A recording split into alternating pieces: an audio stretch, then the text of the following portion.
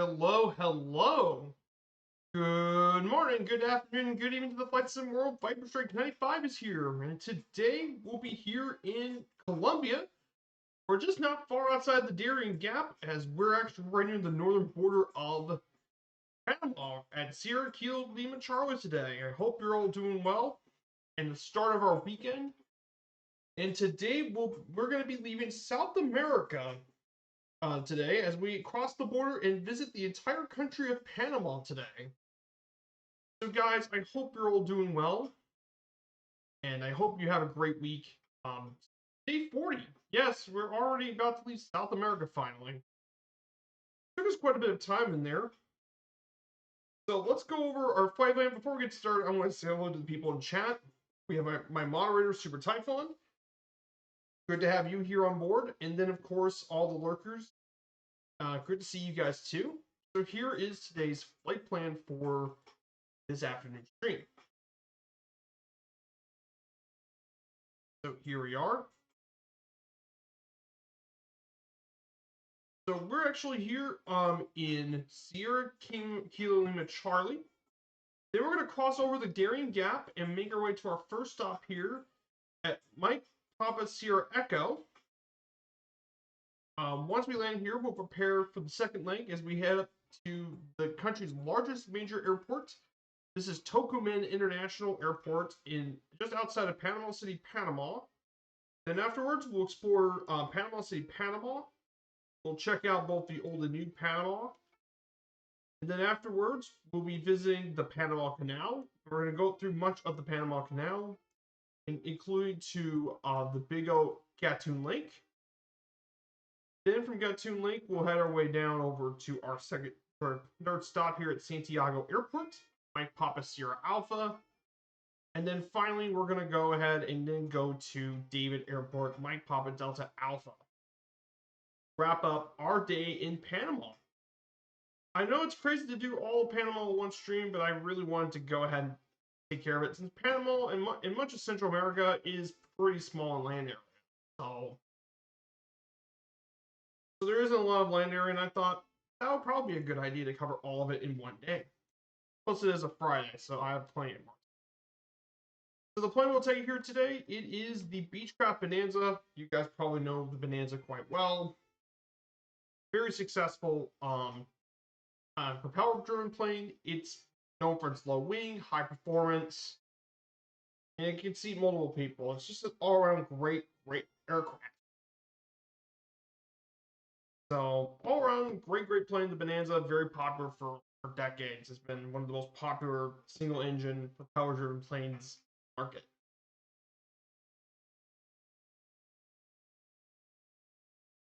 Go ahead and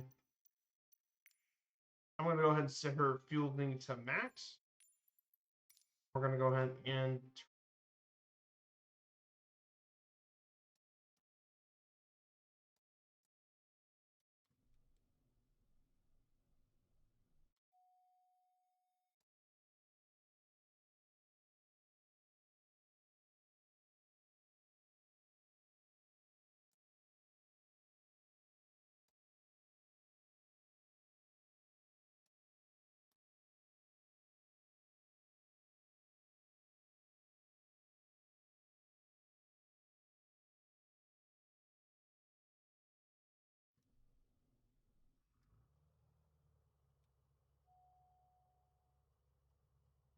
so our cruise altitude for leg number 1 is going to be 5,500 feet. Going to be our first leg is 5,500 feet.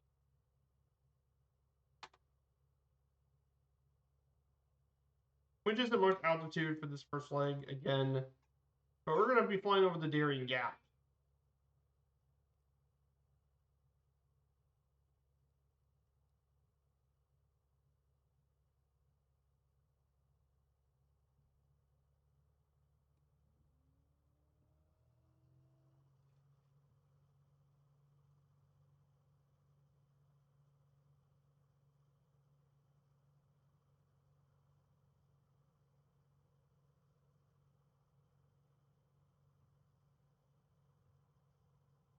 So if you guys want to join in, Go to the Southeast Asian server. That's where we are right now. If you guys want to join on in. This is a group fight, by the way. And make sure you take something at least keep up with the Bonanza, like a Baron, DA62. You can take an Assistant 310, 414, even a turboprop like a Twin Otter or something. People with this thing.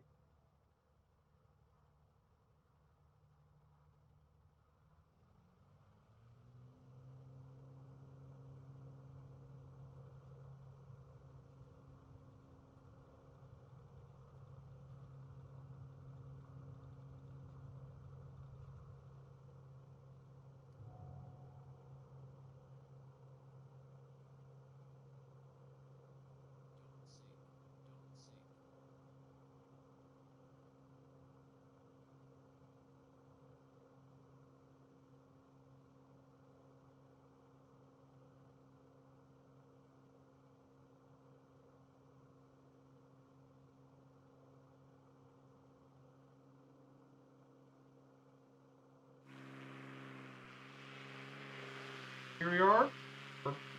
We're here. Take it off here.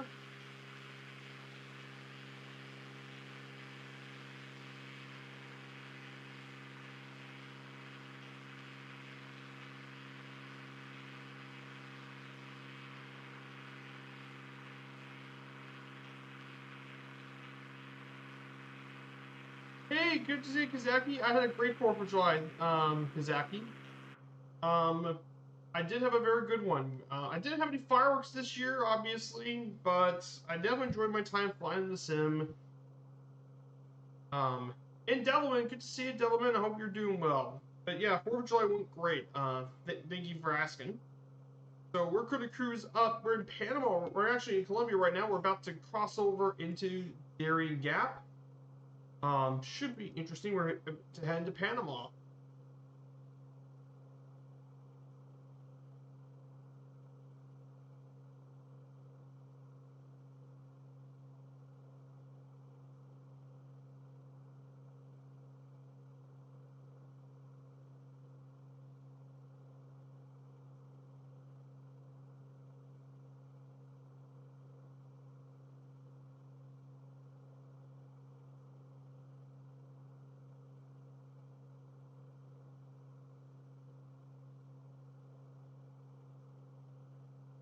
That's what we're doing. I also did quite a bit of flying yesterday.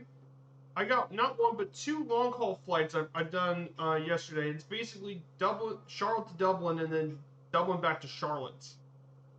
That's what I did yesterday for my 2 big flights.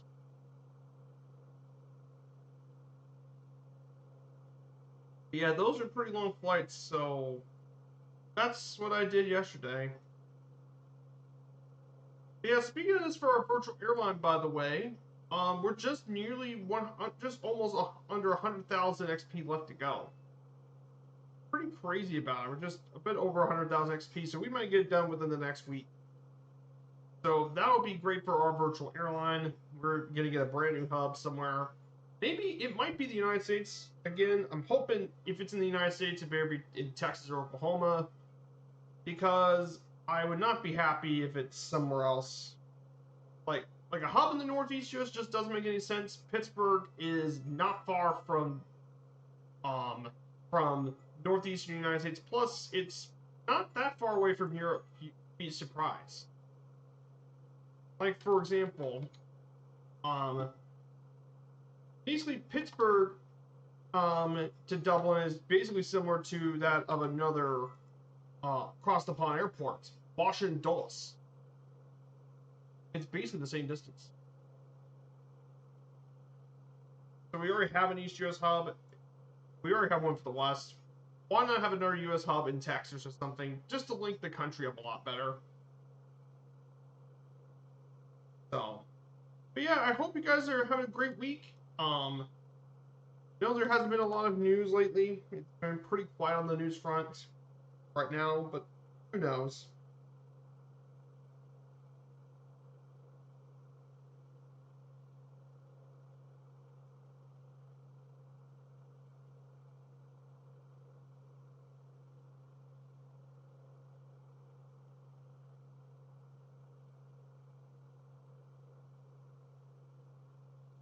Um, so apparently there is a bit of news. Um,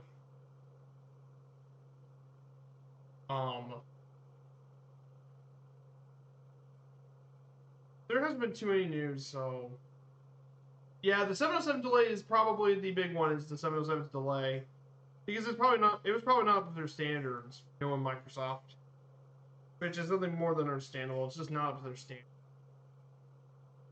So we're gonna go ahead and talk about Panama for a bit, which is gonna be our first Central American country we get to visit here.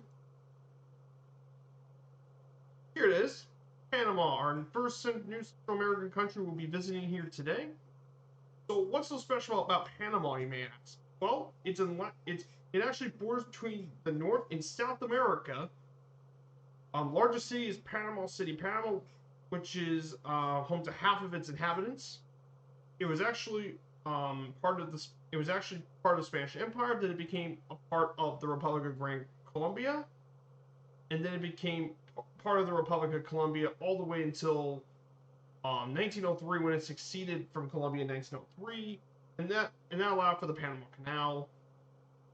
Revenues from canal tolls represent a major part of its GDP nowadays due to its expansion project, and as a result, because of all that commerce and stuff, Panama is regarded as a high-income economy and ranked 57th in the world in human development.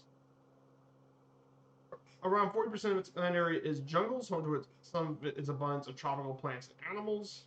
It is a founder member of the United Nations. So Panama, very interesting country to learn about.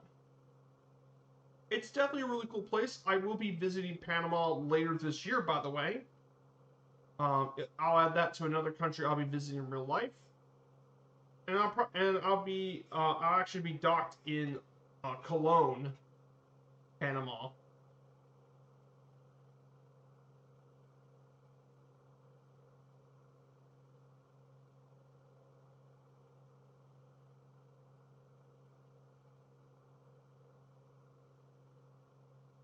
So definitely a really cool place to visit. So the history of Panama, not 5,000.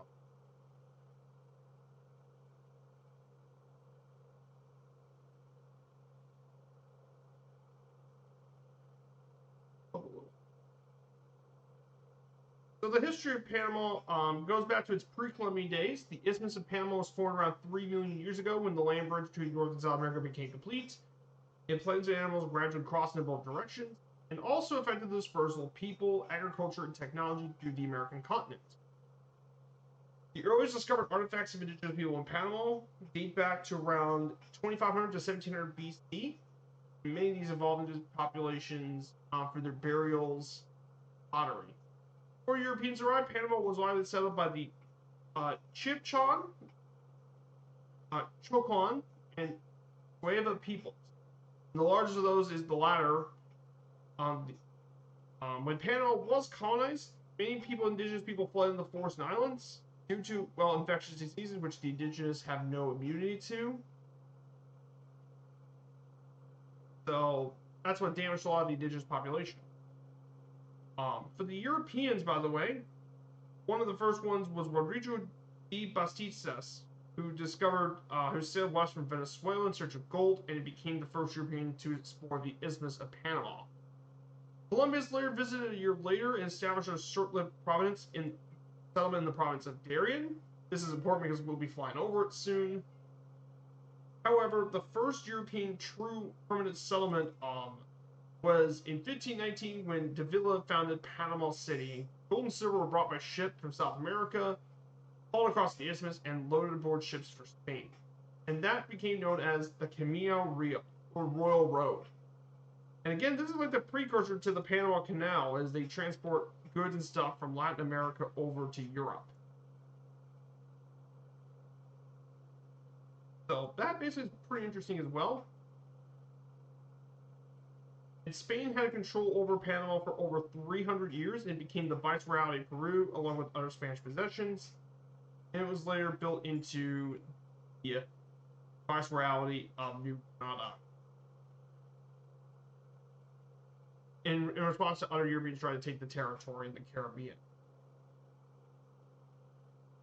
Then in the 1800s, when as the Spanish-American Wars and independence were heating up, Panama City was preparing for its own independence. However, they were accelerated by the unilateral Grito de la Villa de los Santos issued in November 1821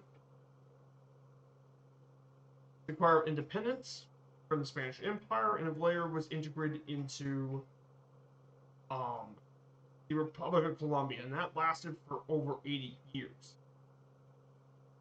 That actually lasted all the way to the late 19th century, and that's because the United States wanted to have a lot of influence, and mainly that influence was because of the Panama Canal. You see, before the Panama Canal was constructed back in the day,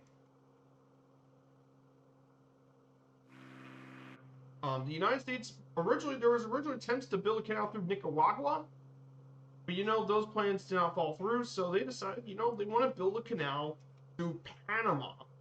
However, you see, Panama was part of Colombia during that time, so the U.S. led to the separatism of Panama from Colombia, and eventually Panama gained full independence, and that way, in 1914, the U.S. eventually built the Panama Canal, which we will also discuss a little bit about.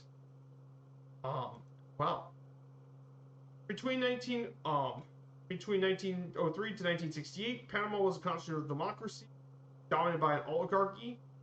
Then, during the 50s, the military began to challenge the hegemony of the oligarchy and saw a lot of political pressure to renegotiate the Hay-Bunnell-Barilla Treaty, which led to riots breaking out in the 1960s.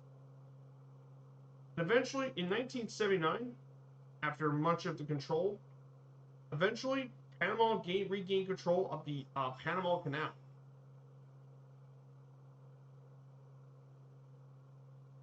However, the big deal was also in the 80s, and mainly with the rise of a certain guy named Manuel Noriega. Now, if you guys aren't aware about him, Noriega was the dictator of Panama. Even though he's elected, he became a dictator, as well as fostering a well-hidden criminal economy for drugs and money laundering. Well, eventually tensions between Panama and the U.S. deteriorated, and eventually in 1989, the U.S. launched an invasion of Panama called Operation Just Cause. The U.S. Was necessary to defend democracy and human rights, combat drug trafficking, secure the Panama Canal, neutrality of the canal. Eventually, the Americans, it only took them only 5 days to get it done, and eventually Panama's democracy had been restored. Since then, Panama's been pretty stable for the most part with democracy, though they did have protests and all that. But at least things in Panama are a lot more stable nowadays, with the democratic system still being in. That is Panama's history for you. Again, not too long of a history, because like I said, it's been mostly controlled by Colombia. So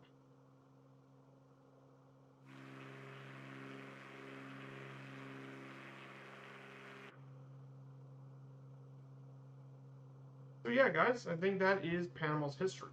There's still plenty more to talk about coming soon, so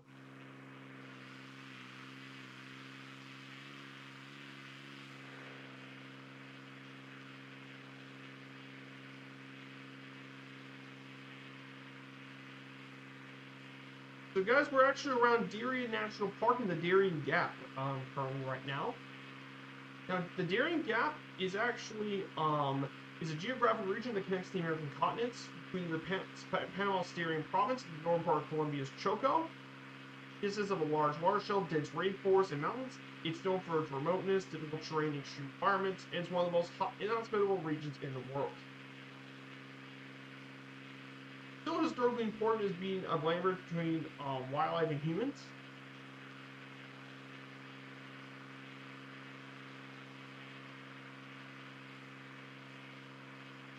Due to its harsh terrain and stuff, it's largely undeveloped, with only economic activity being farming, cattle ranching, and lumber. And as a result, criminal enterprises like human drug trafficking are very widespread, and there's not even a road across it. which is why you don't see. That's why the Pan American Highway stops in Colombia.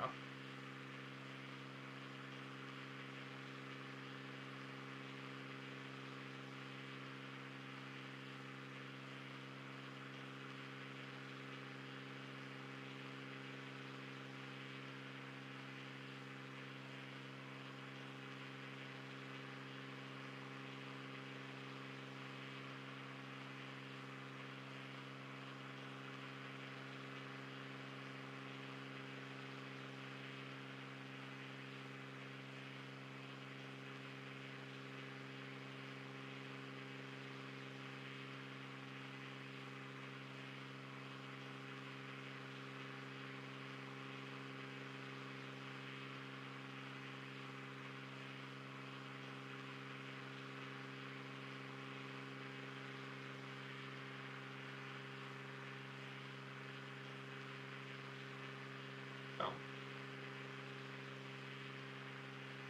pretty big stuff going on here. So yeah, this weekend, we're gonna be doing some more flying. We're gonna be in Nicaragua on Sunday, as we're gonna be flying our way over to Nicaragua. Not Nicaragua. I meant Costa. We're gonna be flying to Costa Rica on Sunday. We'll be taking it a little slower, and we'll explore Costa Rica. We'll check out San Jose and Liberia, on there as well. Prepare for Sunday's trip. But yeah, we're making our way up through Central America. And the next week will be Nicaragua and Honduras. Will be next week.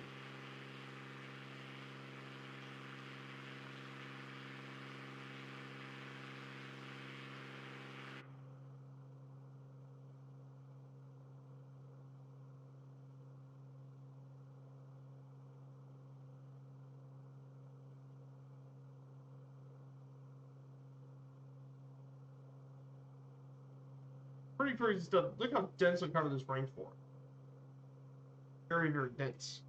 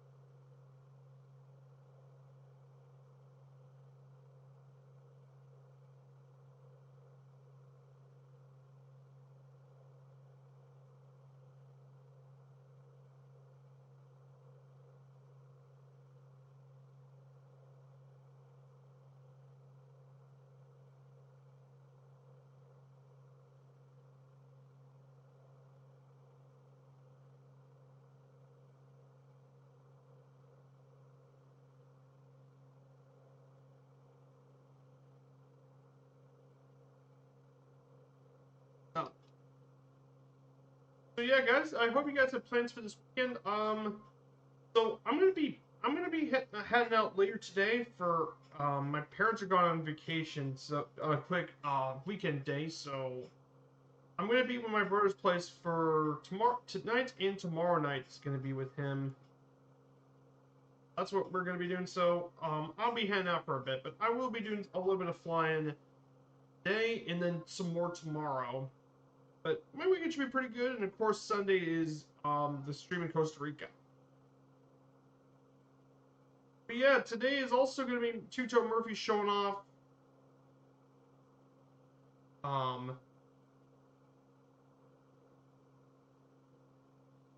Murph's going to have a stream in the new Piper Cub across New York and Rhode Island.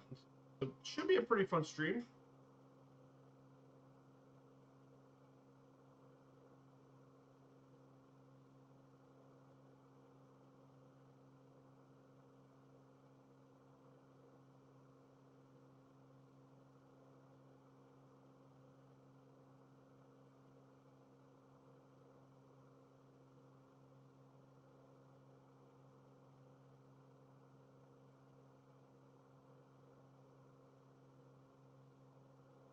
Really cool stuff.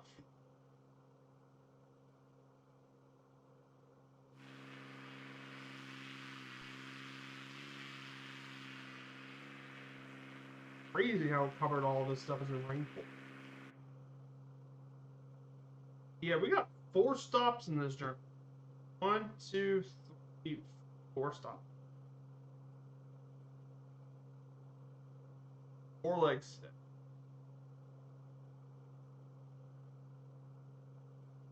I'm gonna go ahead and descend down to 2,000. I'm gonna go down.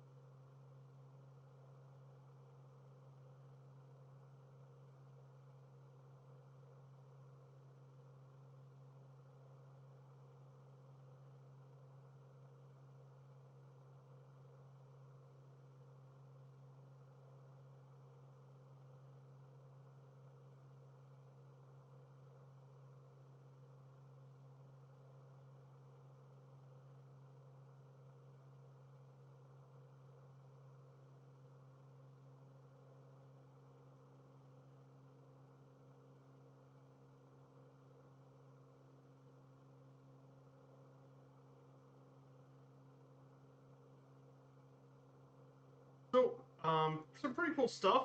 So, I've been working on quite a few things as well. So, I'm prepared. I'm currently working on the notes for Nicaragua. I already got Costa Rica um, and all that done. So now I'm working on notes for Nicaragua.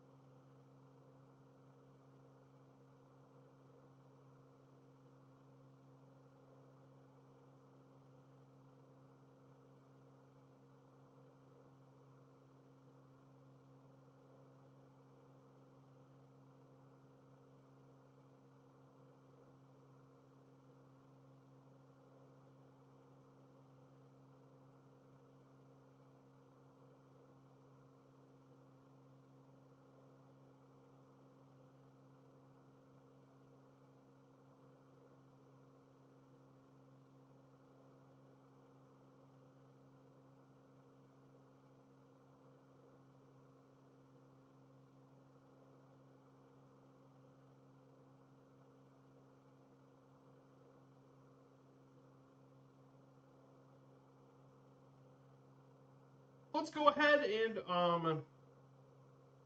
so we're heading down to the gap. Now this is Ibiza to our left.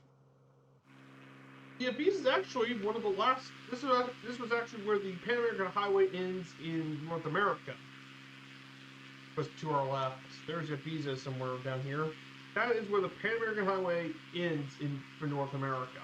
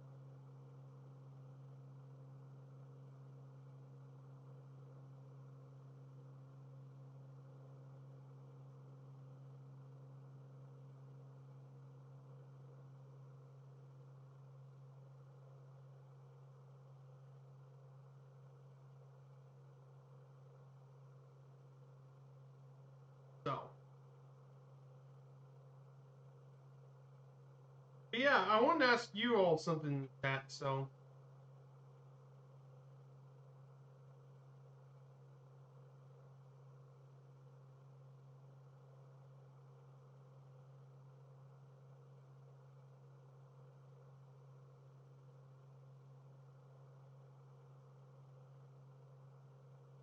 no way, they actually updated the toolbar pushback? Really? They updated it again? They finally updated this thing.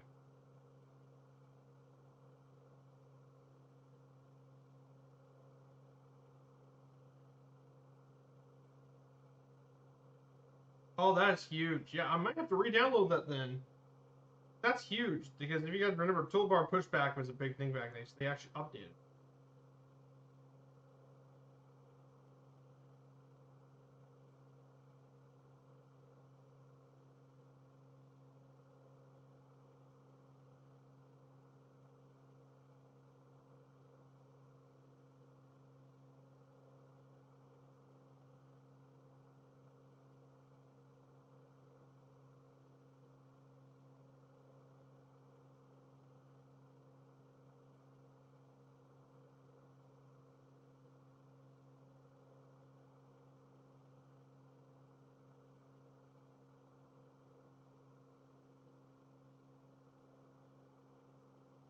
So we're about to head to our first stop here at Mike Papa Sierra Echo.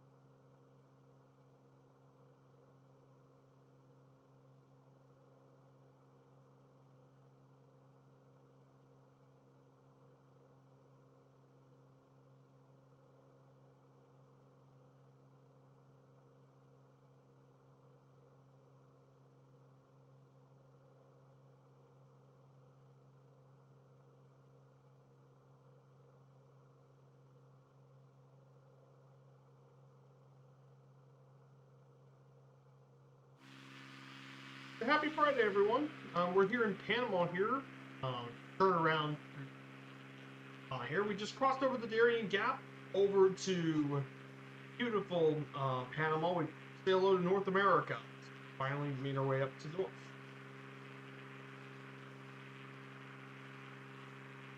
But Darien Gap, much of it is Darien National Park, which is a UNESCO World Heritage Site and one of the most important ones in Central America, home to all sorts of animal species, mainly the macaw. Macaws, parrots, and tapirs are some of the most common species living here in the national park. But also the harpy eagle lives here, which is the world's biggest bird of prey species, the harpy eagle.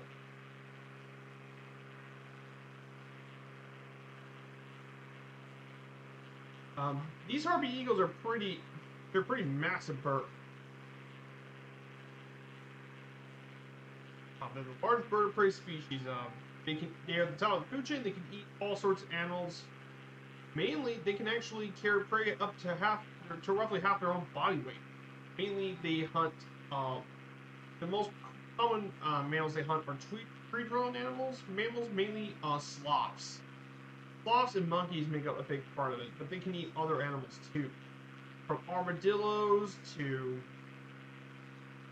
carnivores like the crabbing fox. They've even been known to eat young peccaries, deer fawns, possums, and even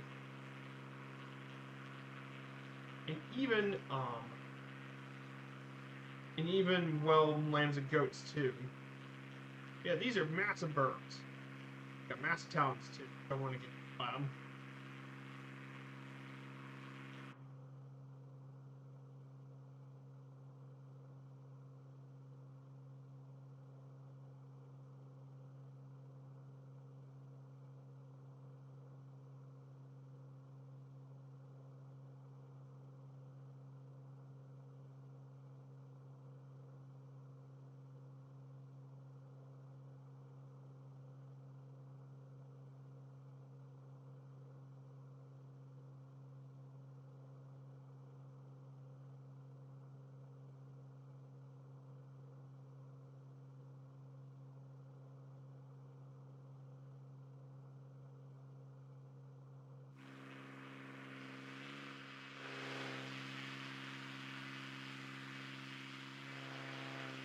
Really cool.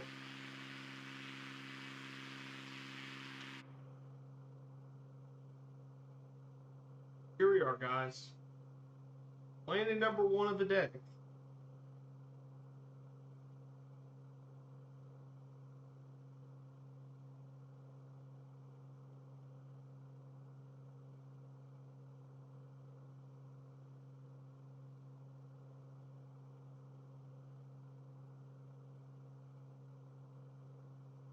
Hmm.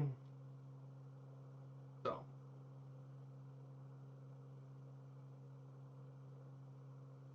So one of the big things I did want to talk about is something I've been pretty interested with, and that is going to be where we're gonna go pick for the VA and stuff. Like, I know that there's still some regions of the world we don't talk about, like with Canada mainly, because it would be interesting to see Canada get a hub. I know Canada GA wise isn't like the greatest for general aviation.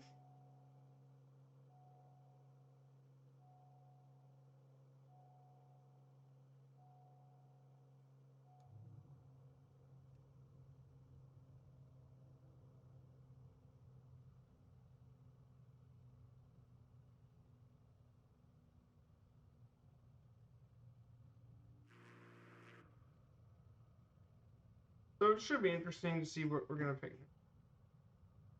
Yeah, it depends on the region. I think Winnipeg would be pretty. If we have a Canada hub, I mean, I know outside your home airport, Taiwan would be pretty interesting. But I think the most likely though would be Winnipeg because its central location is just with how massive Canada is. Taiwan, a centralized hub, central location like Winnipeg would actually be really good. I know GA wouldn't be the greatest in Manitoba, but I mean Winnipeg actually has some beautiful lakes and stuff to fly over. So you do have some pretty interesting GA with all the lakes around Manitoba. But the big thing that Manitoba will go for is, well, its central location. Its central location is that would be perfect for a Canadian hub because by having it in a central location, you don't have to worry about being too far away from the other Canadian airports. Um, for example, Toronto, Montreal, and Calgary, Edmonton, Saskatoon are all within 1,000 nautical miles of each other from Winnipeg. Plus, it's not far from a lot of U.S. destinations either. You got some options. So here we are in our first stop here at Mike Papa Sierra Echo. This here is Miraflores Airport. So right in the middle of the jungle here in Panama. So we'll be prepared to join you guys on the second leg of the trip. So we're going to be heading our way over to our next stop at Tocumen Airport, right in Panama, right outside of Panama City, Panama. It's a very historic city.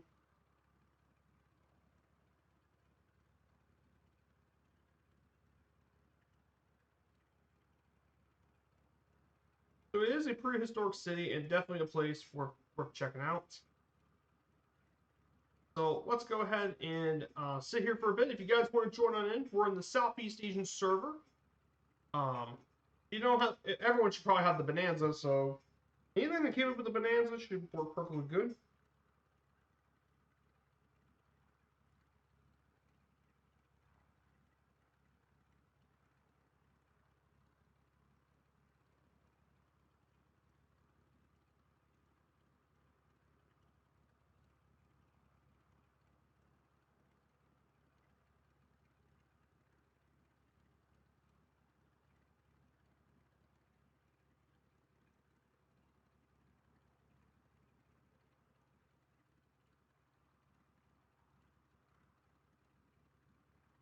So yeah, we'll be prepared to head to our next stop soon. We're gonna make our way over Panama City, Panama. We'll get back to the runway.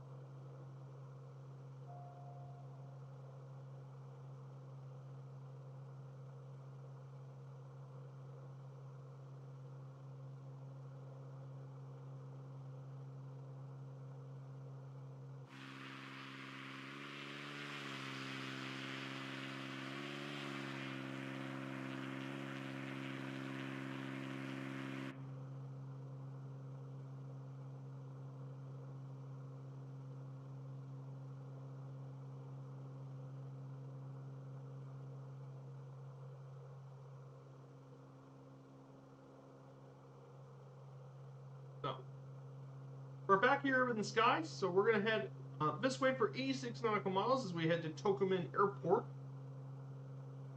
in Panama. So we're going to go ahead and check out the geography of Panama here today. So Panama's geography is definitely interesting because it is located literally bordering Colombia and Costa Rica. But of course, its location is very strategic because of the Panama Canal, which connects the Atlantic and Pacific Oceans. But one dominant feature of Panama's geography is the Central Spiral Mountains that form the Continental Divide. And one of the in the divide is the Cordillera de Talamanca on the Costa Rican border. The highest point is Volcan Baru, 11,000 feet above sea level. And of course, the other notable region is the mighty Darien Gap. Of course.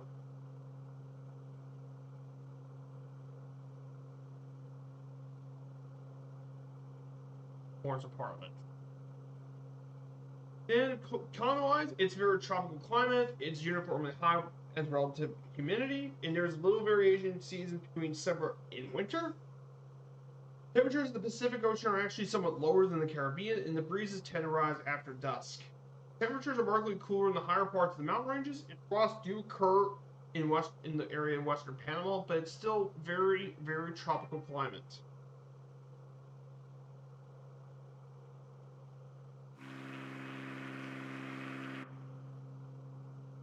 That is very, very important in this part of Panama as well. But of course, one major part of Panama is definitely its biodiversity. Panama's biodiversity is very, which is a lot. Not nearly as high as Colombia or Ecuador, but Panama does have some notable animal species like capybaras, coyotes, winged iguanas, amphibians, and cane toads that live in Sobrillana National Park. And of course, there's over 525 bird species in the area. So, Panama definitely has some strong biodiversity area.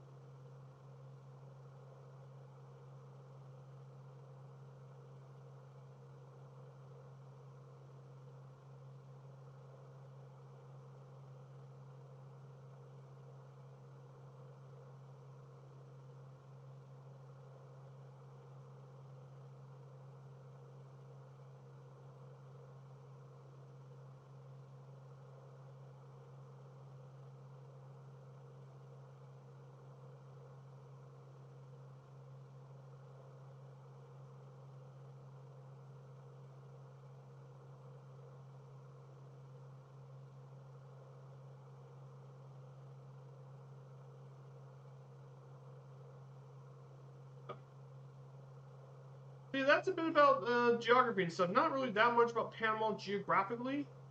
That's because, well, Panama itself does have some unique geography, but like I said, for being such a smaller country, there isn't too much with its geography. Basically, there is mountains across the area, but most of them are in the western half of Panama. So you do have some mountainous peaks around the Colombian border and such.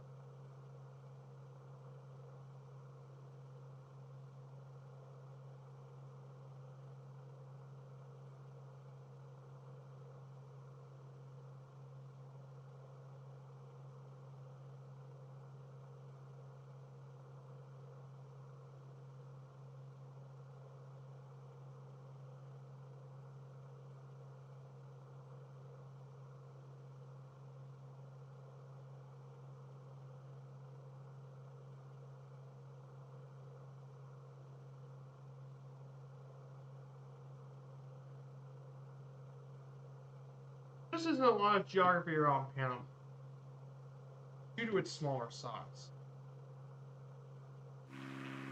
But yeah, you can definitely see some of the mountain range and stuff from the back. And this is definitely very pretty in this area here in Panama.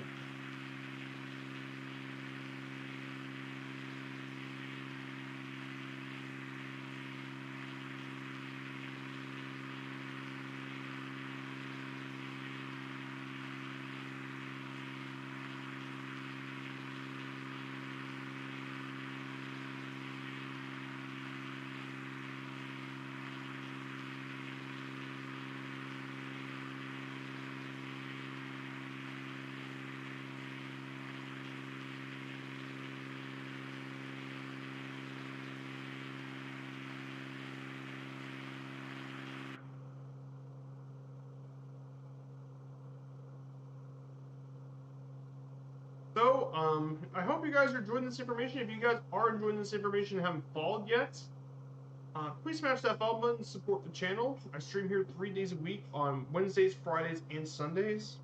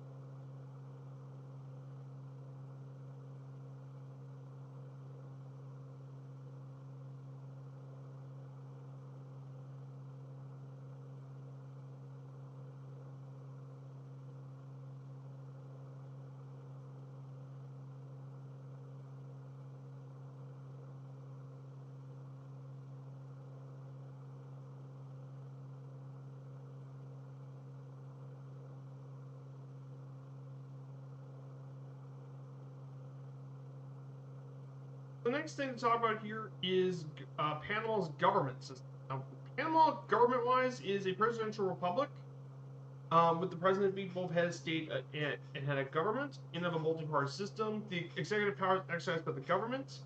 The legislative power is both by government and the National Assembly with its own Congress, and the judiciary is independent of the executive and legislative. One interesting thing to point out is that ever since the end of Noriega's military dictatorship in 1989, Panama has completed 5 peaceful transfer of power to opposing factions, and is dominated by 2 major parties and various smaller ones. As well, national elections are universal for all citizens 18 or older. National elections for the executive legislative branch takes over place every 5 years. Members of the judicial branch are appointed by head of states. The National Assembly is elected by proportional representative in fixed district. So many smaller parties are represented here as well.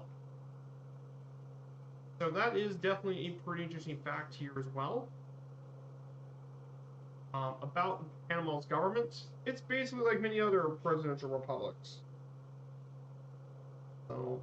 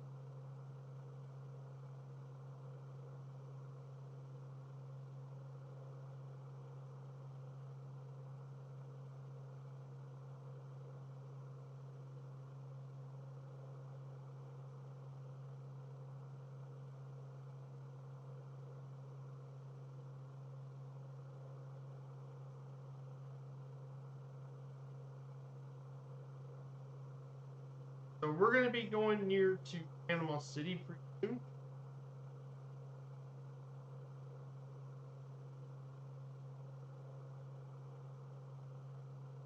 So, yeah, I really do enjoy flying this area, and this area is definitely pretty cool. We got to see some of the islands and the coast and all that. This is just beautiful here. A stunning area to fly here in Denver.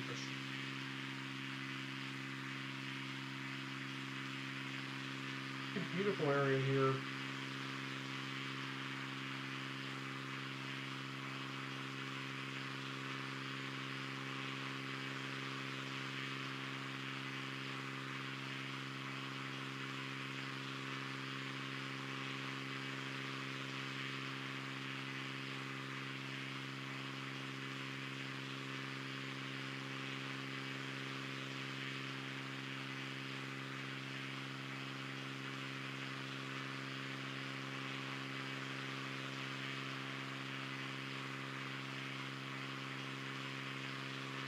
Beautiful flying.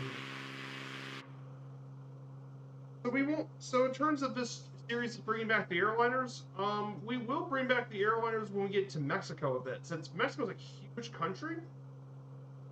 Now of course we'll still do GA stuff to explore like Cancun and Meridia and all that, but I think we're gonna do more airliner flying once we get to like around Mexico. We'll be doing it to Mexico City. We'll take the airliners from Meridia to Acapulco and then back to Mexico City. And then we'll do some airliner. Then we do some GA stuff to Puerto Vallarta, and then fly our way to Monterrey and all that.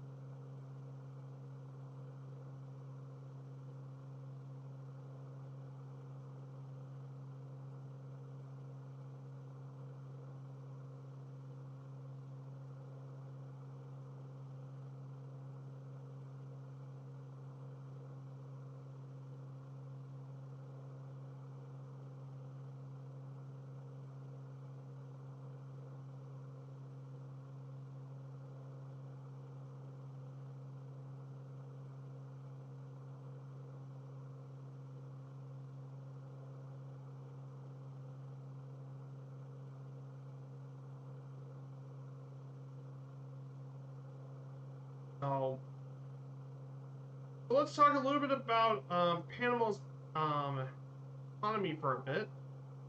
So let's briefly go over Panama's economy for a bit. So economy-wise, Panama is having an employment rate of 2.7%. It's being primarily based on tourism, which accounts for 8% of its GDP and income.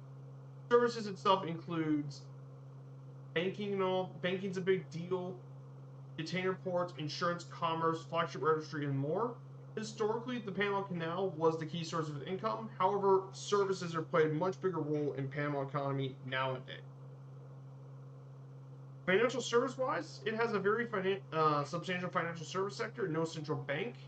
So as a result, Panamanian banks are very conservatively run. And since the global financial crisis of 2007-8, the country's been trying to shake off its reputation as a tax haven. It's not made taxation treaties with many OECD countries, mainly with that of the United States back in 2011. Agriculture is mainly relied on bananas, cocoa beans, coffee, coconut, timber, beef, chicken, ship, potatoes, rice, soybeans, and sugarcane. And agriculture and fisheries take up to 7% of Panama's GDP. And it's a net food importer, with the U.S. being main supplies. And agriculture employs many Panamanians because many farmers are in subsistence farming. And one that's actually on the rise here in Panama has been tourism, with mainly featuring on business tourism, beaches, trade. Many of them come from the United States, Canada, Europe, Central America, and in South America, make a big part of the tourism here in Panama. A lot of it, there are some major places people visit. Of course, Panama City itself is a big one. There's also Panama Viejo, the part of the original Panama City, as well as the Panama Canal. People like to visit the canal. So, very big deal nowadays with Panama's economy.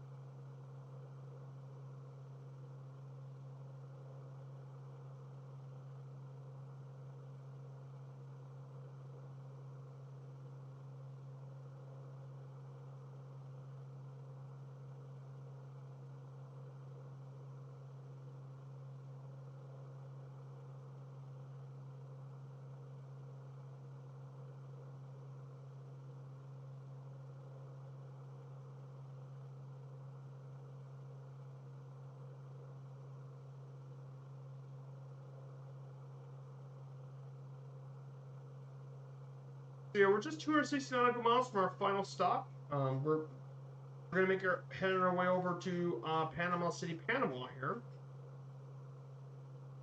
So Panama City, Panama. This is the capital, largest city, all of Panama. Population of 1.06 million people. Urban area is around 1.5 million.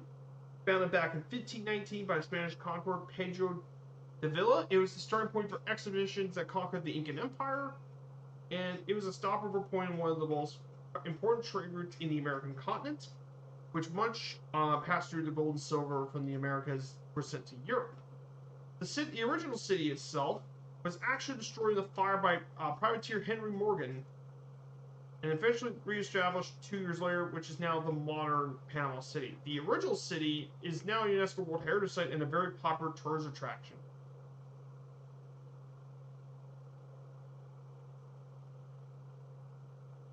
And this area is a very big deal nowadays.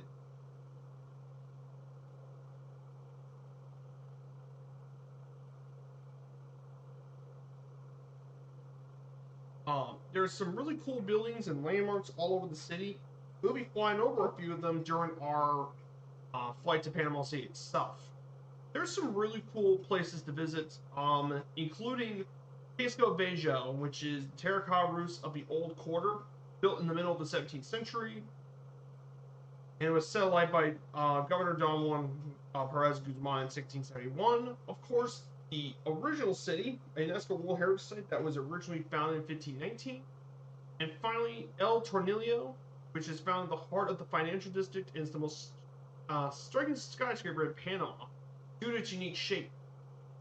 And that is a pretty cool stuff about Panama City. And the last thing with Panama City to cover is Tocumen International Airport in Panama City. This is Central America's busiest airport. It's Panama's biggest airport and busiest, and it's also Central America's most busiest airport by far. Built in 1947, is the main home base for Copa Airlines, which we'll talk about on our way to our next stop after this one. It features routes to the Caribbean, South, North, and Central America, as well as some European cities. Tocumen has got a lot of destinations. Of course, South American destinations like Buenos Aires, Sao Paulo, Rio de Janeiro. Central American destinations such as San Jose, Costa Rica. You have Managua, Nicaragua. Guatemala City is one of the destinations. You have Mexico City as a destination. U.S. and Canada like Austin, Baltimore, Toronto, Montreal, Toronto, Washington Dulles.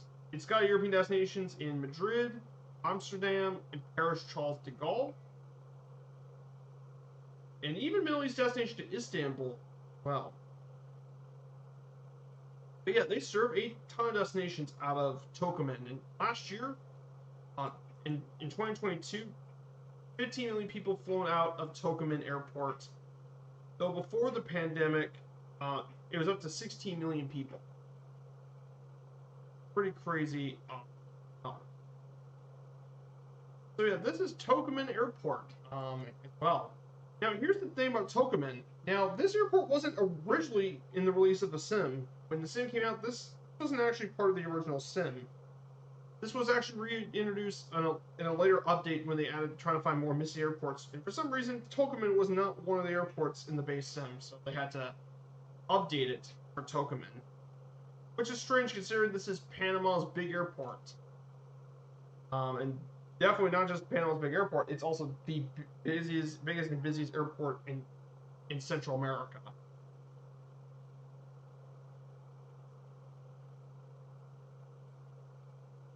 So, very, very important airport.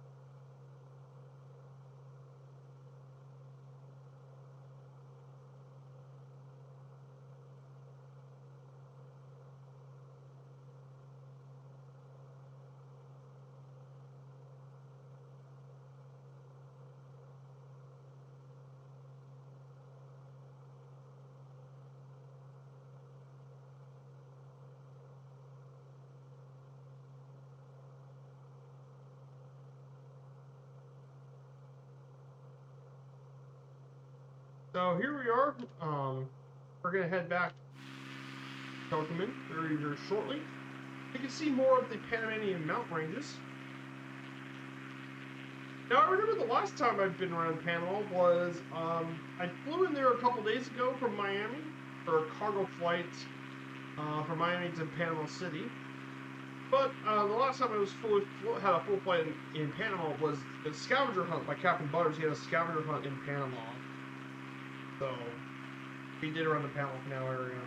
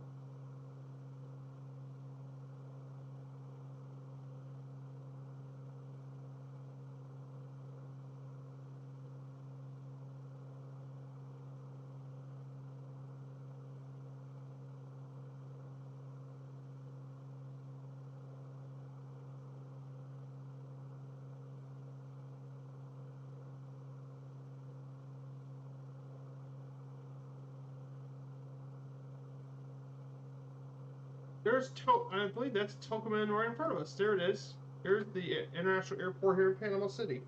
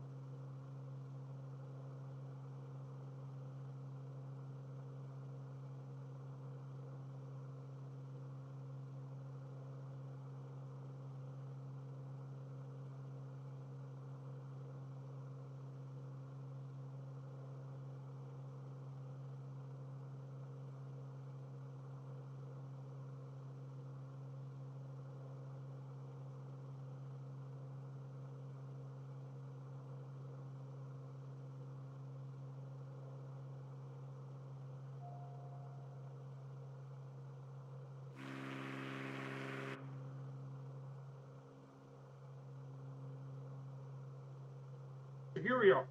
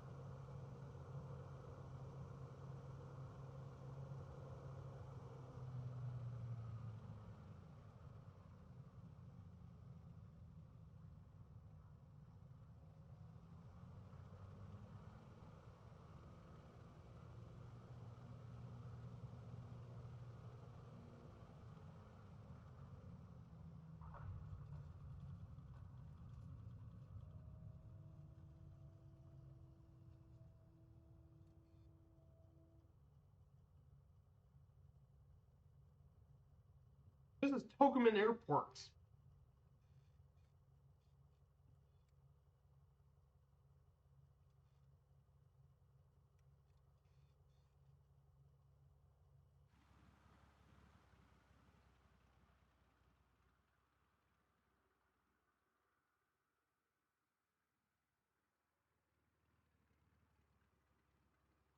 Tocumen Airport.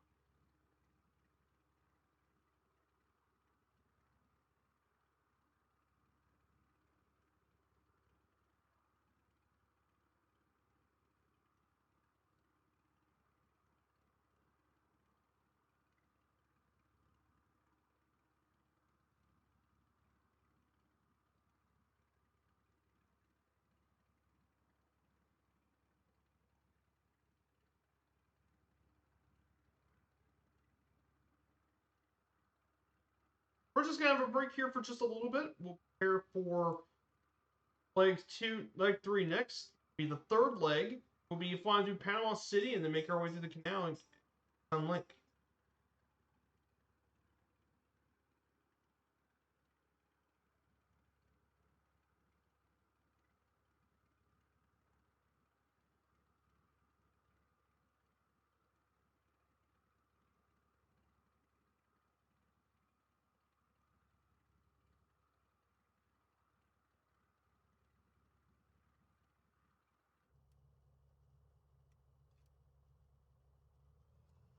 we're going to go ahead and prepare for leg number 2, leg 3.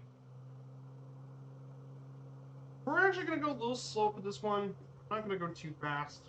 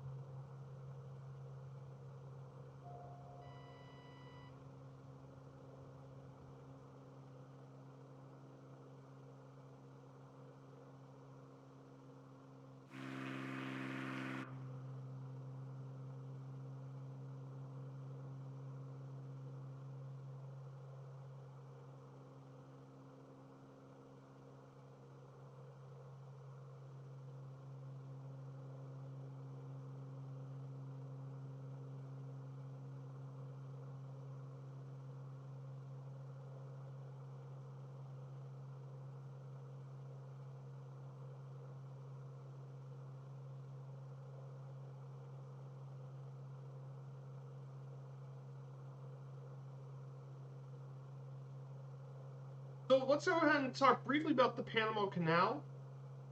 So of course the Panama Canal is the artificial 51-mile waterway connects the Atlantic and Pacific Oceans, cutting across the Isthmus of Panama as a major conduit for maritime trade.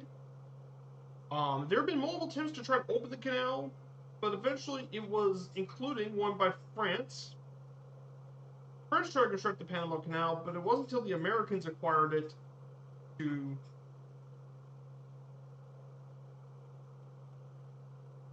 but one benefit of the Panama Canal would be the fact it greatly reduces times for ships traveling between the Atlantic and Pacific Oceans, enabling them to avoid the lengthy hazardous route around the southern tip of South America for the trade passage. And it's one of the largest and most difficult engineering projects ever undertaken. The original locks are around 110 feet wide and allow the passage of Panamax ships.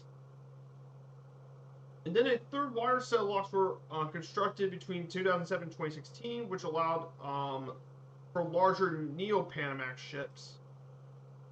Annual traffic has risen from 1,000 ships in 1914 to around 14,000 vessels in 2008.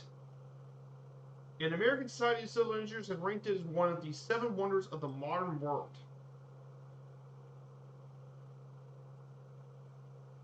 But yeah, it's a pretty impressive thing they did. It took around 10 years to fully complete the project.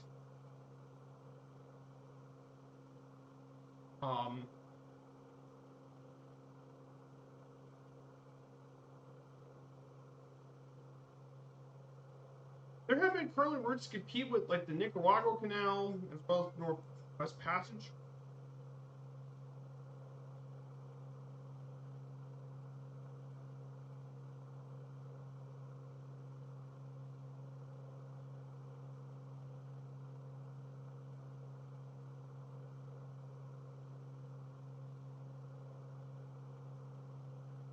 But yeah, it's a very cool Panama Canal, and we'll be flying over the canal very shortly.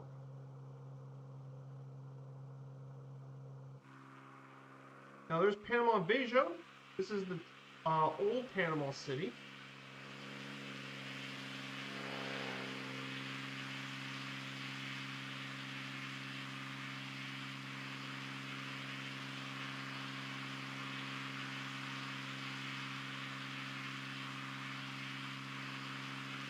And of course, here's the new Panama City, and here's some of the skyline buildings, including that screw building I was talking about earlier.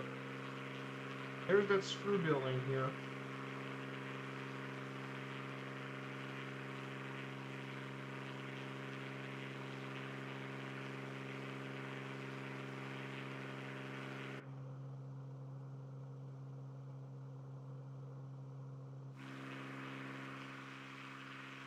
Yeah. Here's El Tornillo. He moved into the El Tornillo building. Here's a couple more of the oceanfront property stuff.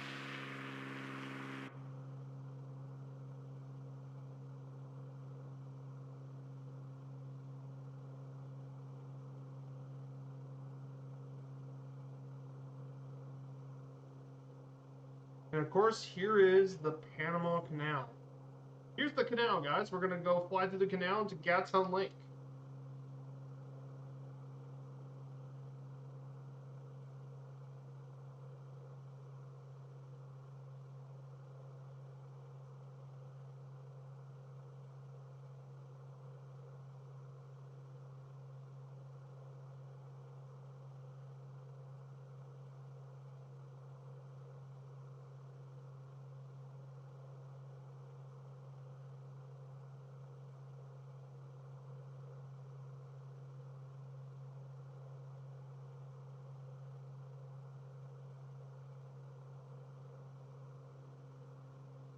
Hey, Flockstrike, good to see you, my dude. Welcome on in, Flocks.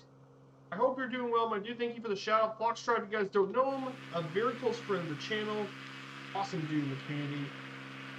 Hey, good to see ya. I might actually make it to FS Expo 2025. I'm really hoping to make it this time. I almost made it last this year, but things happened. So this time I might make it. So we're here in Panama, by the way. And we just passed through one of the locks of the Panama Canal. And we're currently flying our way over to Gatun Lake for a bit. So we're going to be flying our way through the canal.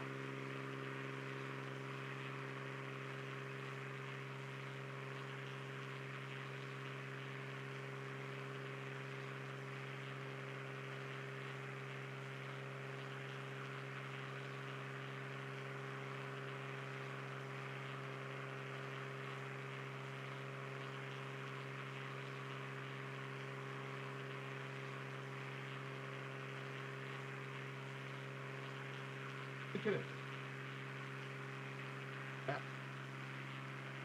Oh yeah. Oh, I would love to meet you too in person. I'm really hoping so. I don't know if it's not guaranteed, but I really do hope so. Because I really missed out on a chance to get to meet some of you guys in Expo. At least the nice thing about it is it's in Providence, Rhode Island. It should be a significantly easier trip for me to attend. It wouldn't be much of a problem. So here's the canal, and it goes all through this area, is all the way to the canal, and that connects the Pacific to the Atlantic.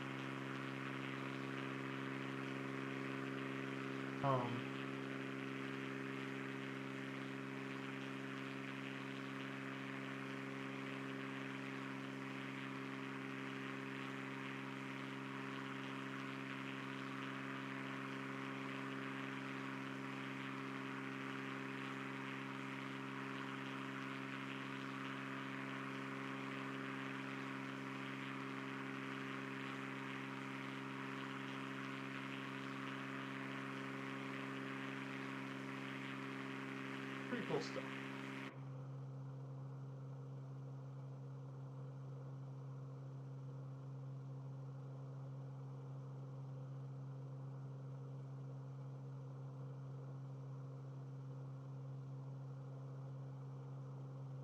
Yeah, unbelievable stuff here at the canal.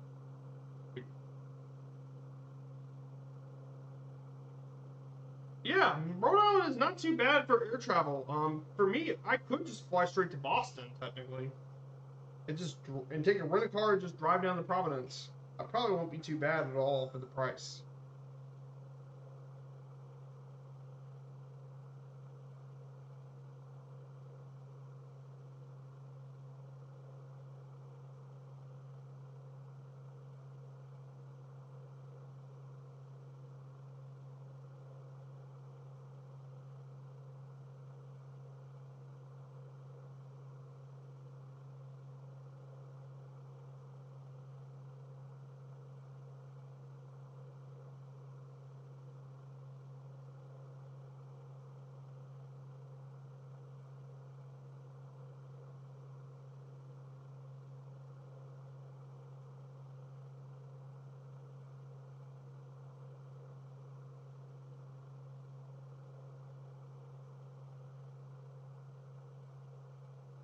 So yeah, you'd be surprised. It's not actually too bad. So this is Gatun Lake. This is the artificial lake ahead of us is Gatun Lake. This was actually created in 1913, and they did it by damming the Chagres River.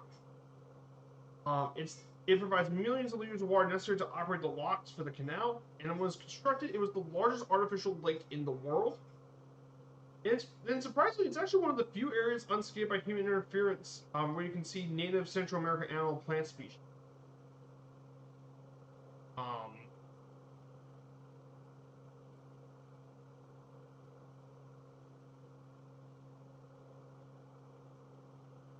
Pretty cool stuff. So,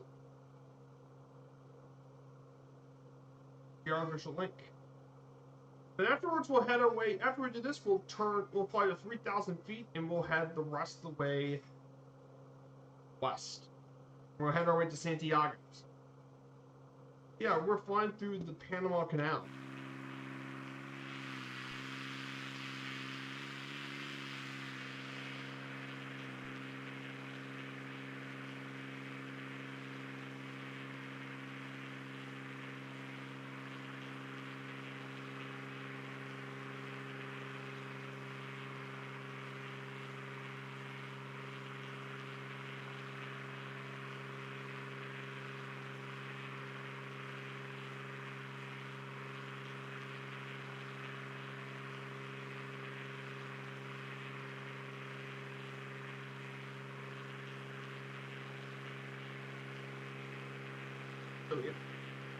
I've also checked a little bit of blogs about Providence. I'm looking at TripAdvisor to see what to do around Providence.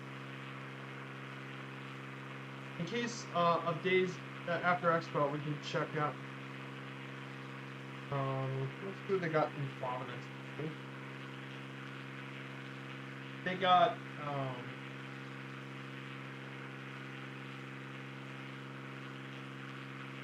They do have some tours, like a downtown tour and all that. But the main attractions is the Roger Williams Park Zoo is one of their main attractions. Brown University, or Ivy League University Brown, Federal Hill, Federal Hill. We have the Stephen Hopkins House here. Thayer Street, student stuff. We got ferry stuff. The John Brown House Museum about John Brown. John Brown University.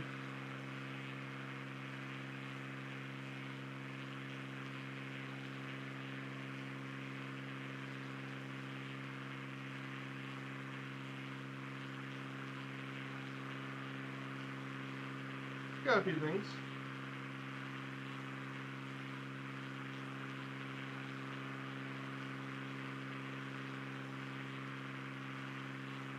Yeah. See what other place they got some sites of interest and stuff and check it out.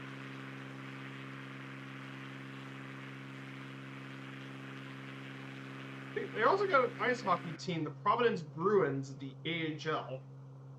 So they got an ice hockey team. I don't know if that's gonna be around when they're gonna be playing, though.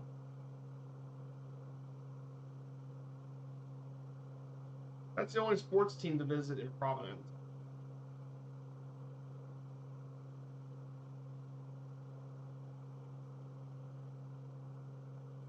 But I mean, outside Providence, you're not far from Boston. It's just a short drive over to Boston, so you can pour some stuff there.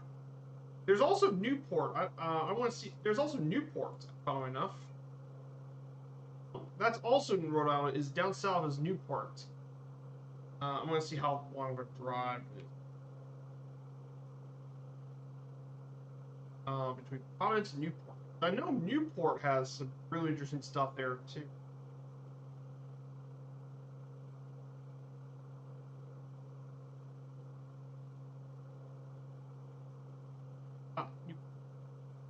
It is a 50-minute drive. Is there to Newport? But the main thing to do in Newport is they got a lot of mansions and stuff we're visiting down in Newport. They got the Breakers, which is part of the Vanderbilt family. There's various mansions across the area, like the Elms, the Marble House. They got Bowen's Wharf, Thames Street, the International Tennis Hall of Fame. They got some interesting stuff. I think that would be a good idea. Is to check. And then in front of us is the Claris Locks. there is the clearest locks of the Panama Canal are over here. So that is the Pacific Ocean. So literally, not far from we flown was from the Pacific to the Atlantic, and there's the Atlantic side of the canal. So just 26 miles out of each other, we flew between the Atlantic and the Pacific.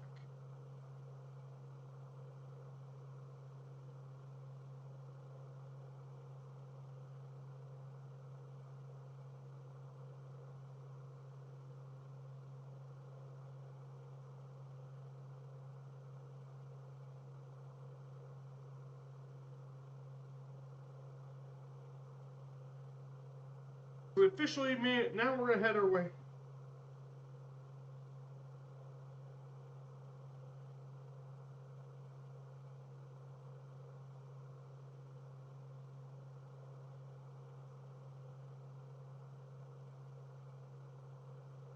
So, yeah, there's gonna be quite a bit of things to do in Newport, and it's only a 50-minute drive.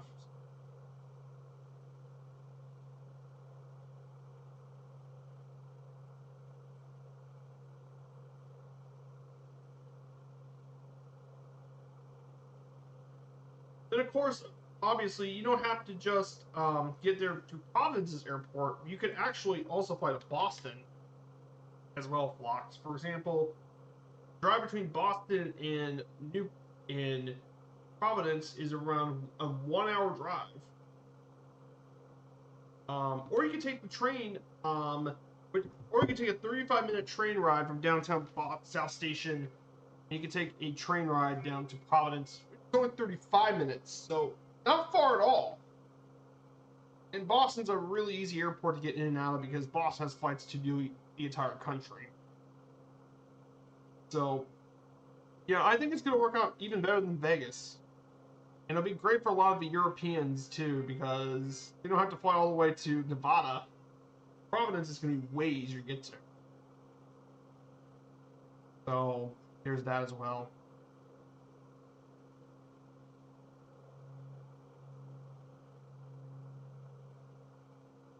Oh, yeah. Yeah, I'm going to be visiting Boston in a few weeks, actually, flocks. I just got tickets. I got tickets to see. I'd take a tour of Fenway Park in Boston, which is the historic ballpark, which is going to be awesome because I really wanted to check out Fenway Park. That's a bucket list attraction for me as a baseball fan. Is Fenway. And then of course my mom's also got something set up for like a little tour thing of the historic streets of Boston, like Park Street, Old City Hall, the Old State House, the Old South Meeting House. I think she's got one of that. Faneuil Hall, which is the shopping area, the Boston City Hall. And then, of course, you also have the North End as well with the Paul Revere statue, the Paul Revere House, the old North Church where Paul Revere's ride took happened. So that's what we're going to probably be doing in Boston before our 7-day cruise to Canada, New England, to Halifax, Sydney, Nova Scotia, Charlottetown, Prince Edward Island, and Bar Harbor, Maine.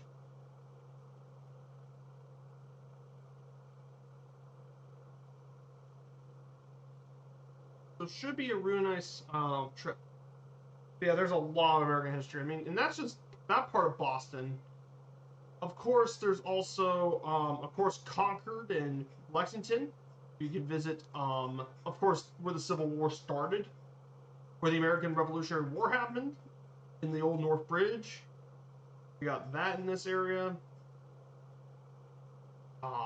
They also got Springfield, and Springfield, Massachusetts, home of the Basketball Hall of Fame. The Naismith Basketball Hall of Fame is located here in Springfield, Massachusetts. They also got the Springfield Armory, which is where they produce a lot of the military weapons and stuff at the Springfield Armory. That's also been available around this area too.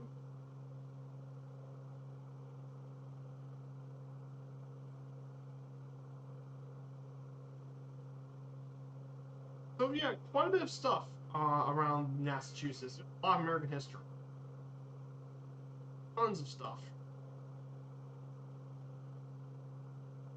So now we're going to go to transportation of Panama. So transportation-wise, Panama is home to Tocumen International Airport, which is Central America's largest airport in the hub of Copa Airlines. There's also 20 other small airfields in the country. Panama's roads, traffic, transportation are generally safe, though night driving is difficult and in some cases restricted by authorities. And traffic moves on the right, and Panamanian drivers are required to wear seatbelts. And highways are generally well developed for a Latin American country. And it's also served by bus routes around the Panama City area. So those are main areas. And of course, speaking of aviation, we have to talk about its flag carrier, Copa Airlines.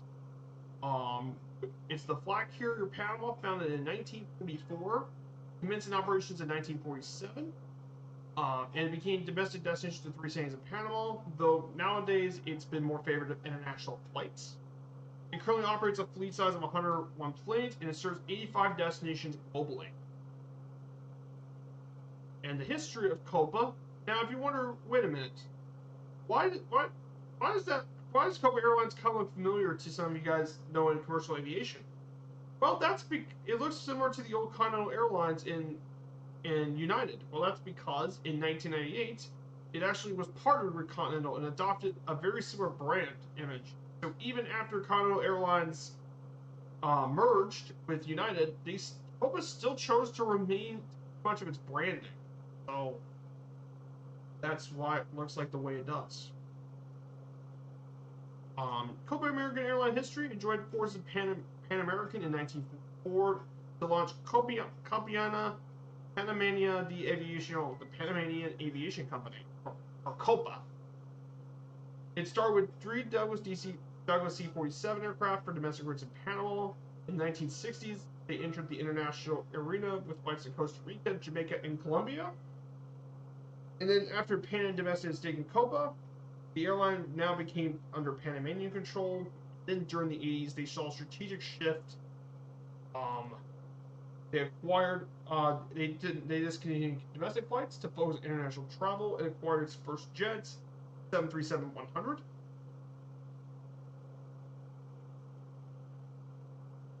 However, during the night, they also expanded during the 90s, acquiring more routes to Buenos Aires, Santiago, Bogota, Havana, Guayaquil, Lima, Mexico City, Caracas, and other Latin American cities. Then they also, in 1992, they signed the strategic alliance with Taka Airlines. Now Avianca, El Salvador, and flew out of Tocumen Airport, making it the first flight connection center in Latin America. So Tocumen now became known as the hub of the Americas, connecting North and South America together. Then, of course, the defining moment happened in 1998 with significant investment by Continental Airlines to form Copa Holdings, which is still here today. And as a result, they adopted very similar to Continental's livery, and still is today. And then they continue to have more service to LA, Cancun, Orlando, Sao Paulo, Quito, and New York as well throughout much of the 2000s. They added tons of new destinations. And of course, in 2009, it left SkyTeam to join a new alliance.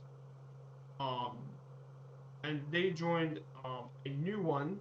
I believe, yeah, they joined Star Alliance.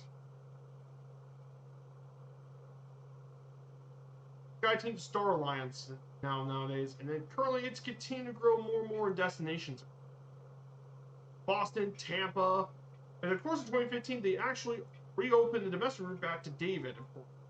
First domestic route in 3 decades. They also ordered the 737 MAX 8 or 9. They continue to add a bunch of new flights all across Latin America and in the United States. So that is Copa Airlines for you. The destinations include San Jose, Costa Rica, Los Angeles, Bogota, Quito, Miami, Rio de Janeiro, Mexico City, Chicago, and Sao Paulo. So yeah, they fly to both North and South America, and like I said, Panama City's position is actually really good for flights to both the Americas, to both North and South America. It makes sense. So they fly to basically both sides of the Americas, and its position as an airport is definitely helps in that regard. In terms of May 2024, they operate the following aircraft. They operate 9 737-700s, 54, 58 737-800s. Well, they currently own one 737 MAX 8, as well as 32 737 MAX 9s, and with 39 more in order of the 737 MAX 8s and 9s still on order. And they're going to order 15 of the 737 MAX 10s. So it's mostly all Boeing fleet. And they formerly operated quite a few planes, mainly the 737 family of planes. They also used to operate the C-47 Skytrain, the Hawker Siddeley 748, the Embraer E19, the E-Jet family, E190, and lastly they used, and that's mainly the kind of planes they've operated here with their fleet.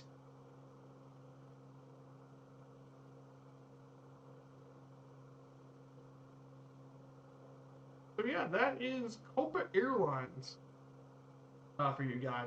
I hope you kind of enjoy the history lesson. So yeah, on these streams I will talk about the flag carriers as well, since they're very important since we do a lot of aviation stuff here on our stream.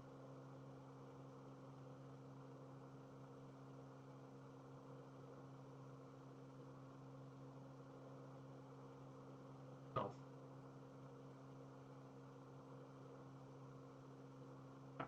a lot of pretty.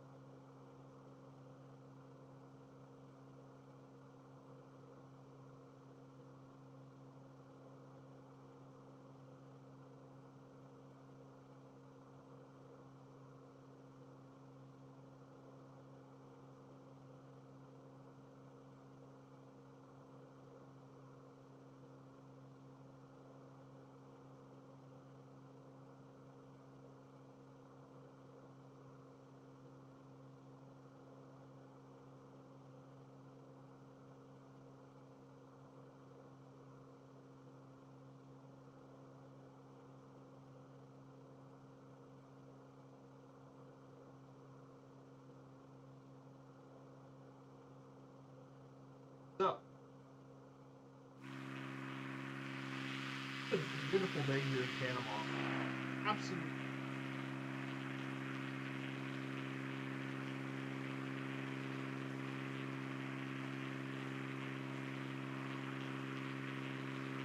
Yeah, we still got one more stop after this.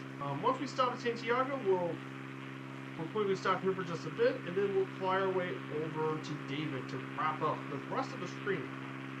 So yeah, we're doing quite well.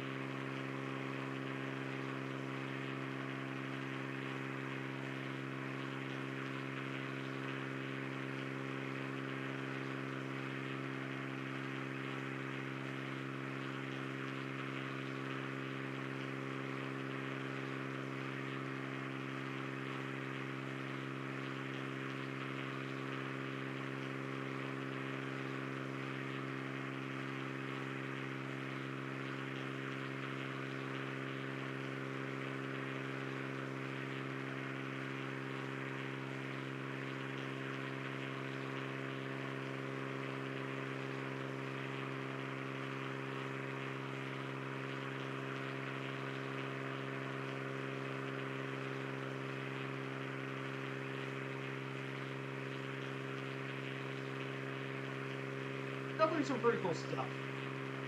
But yeah, Copa definitely its liveries. However, before the United Partnership,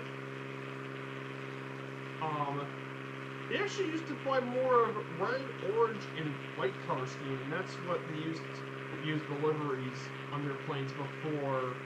Red and yellow, they used red and orange as their color before they switched over to United base livery.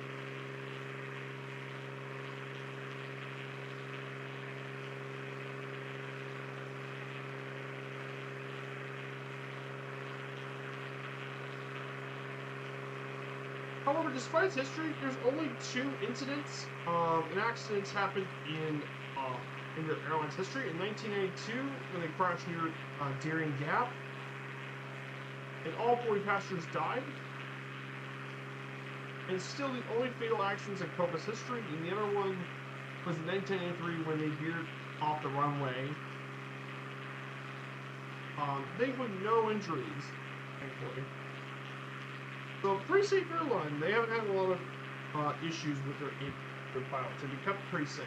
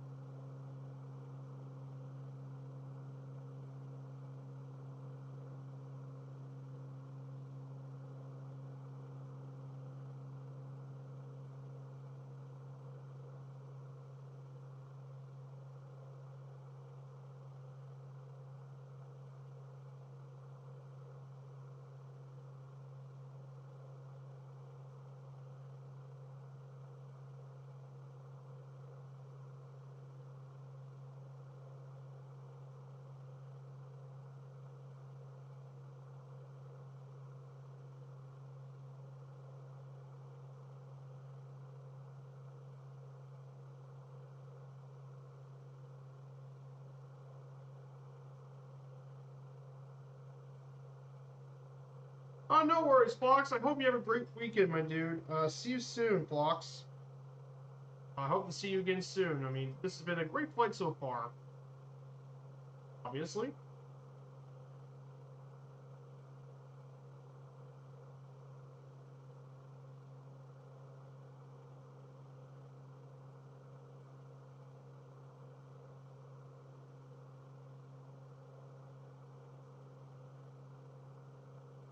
Here's my Discord if you guys want to join on in.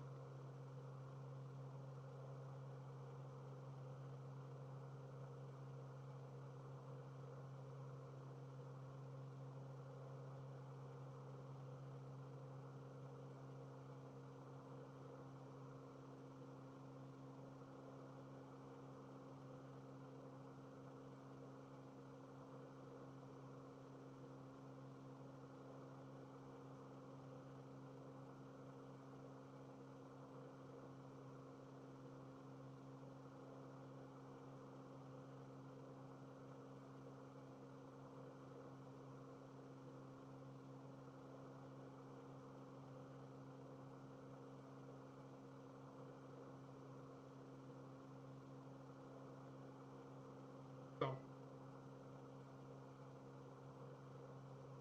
yeah, I'm really excited to do some more stuff. I think next Wednesday is going to be pretty cool as well.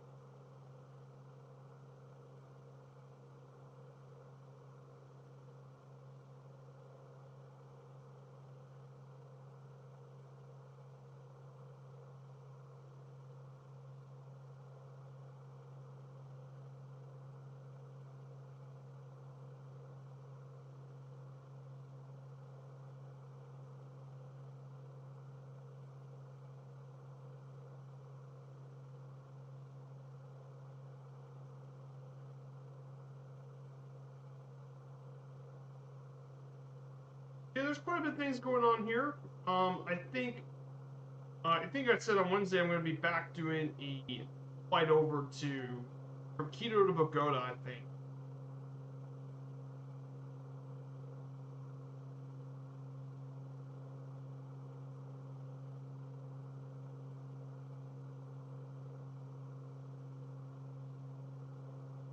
But I may actually just change it. Maybe it's Quito to Bogota, and then Bogota over to Sierra Kilo Bravo Golf, maybe?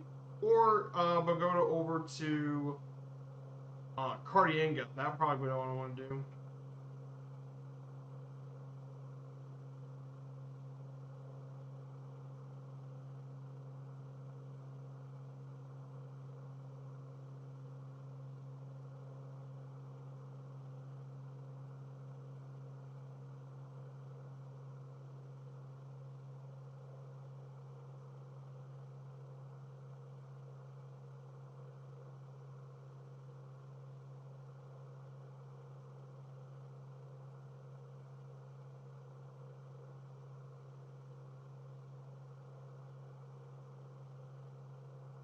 That'll be very, very important for.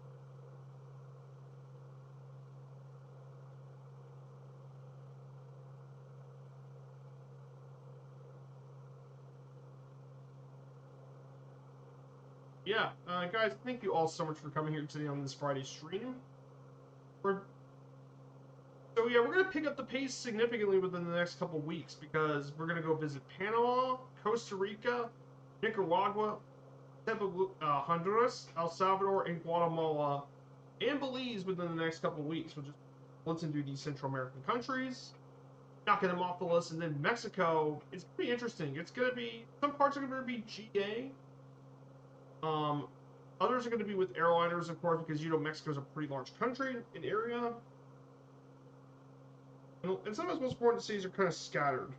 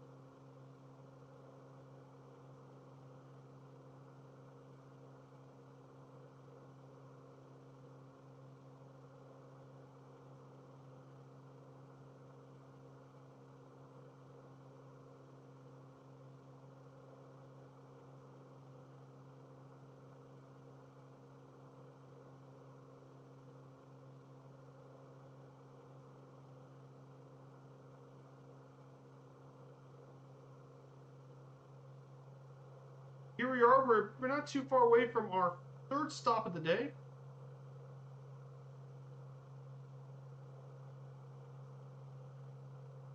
We're just about 25 nautical miles away from our third stop of the day. We still got one last stop here. And for the last stop, we'll be talking about Panamanian culture and some fun facts about Panama. So, yeah, we're doing quite well on time, and we're also doing quite well with recovering all of Panama on one stream, which is nice. Didn't think we could do all of Panama today, but great to know that we get to do that.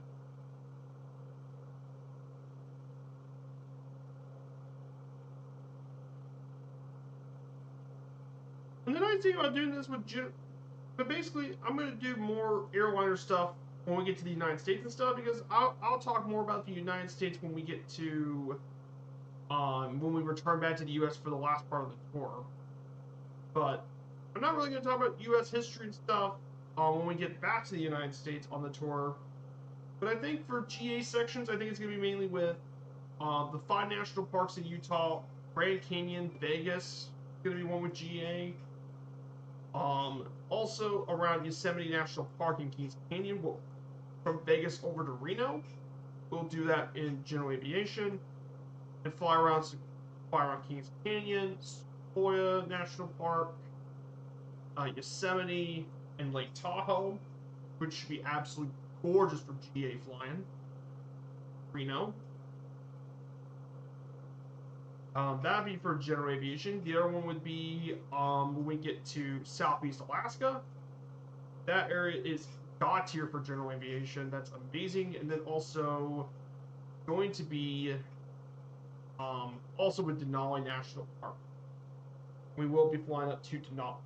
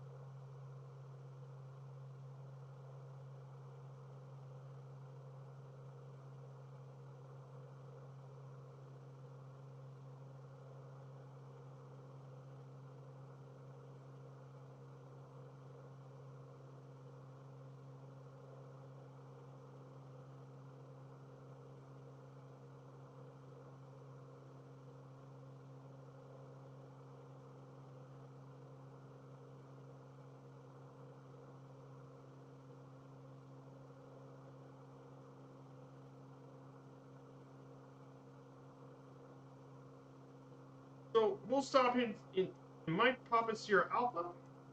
After stopping, I'll probably take a quick bow break, and then we'll get back in the air for one last leg.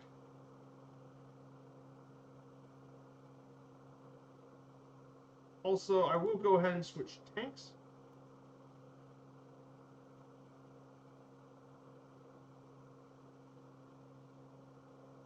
We are getting low in fuel in one of the tanks.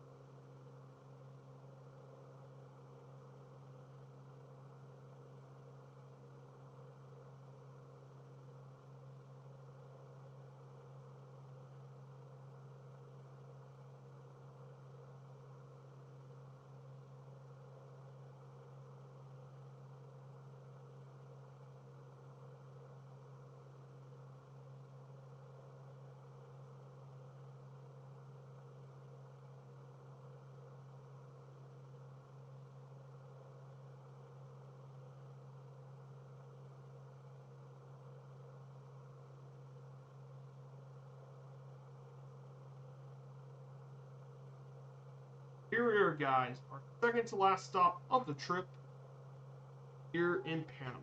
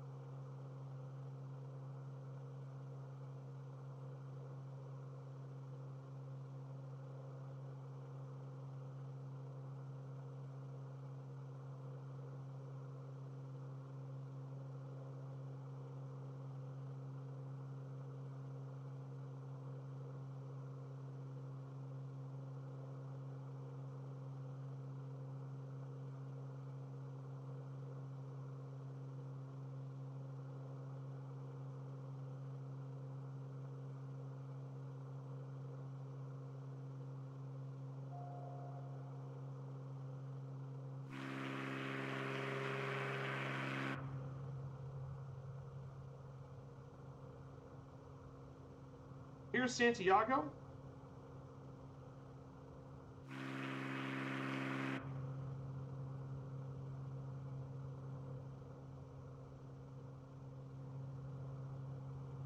Press stop.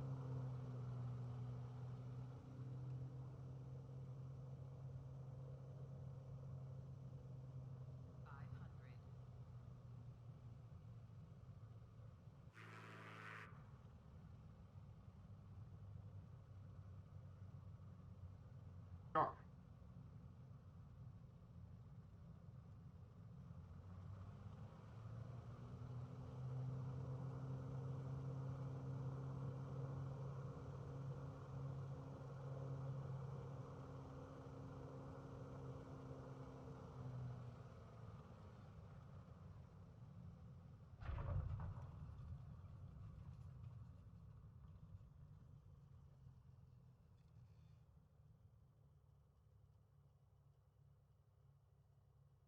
So here it is, guys. Here's our next stop. So I'm going to take a quick bow break, and we'll be right back.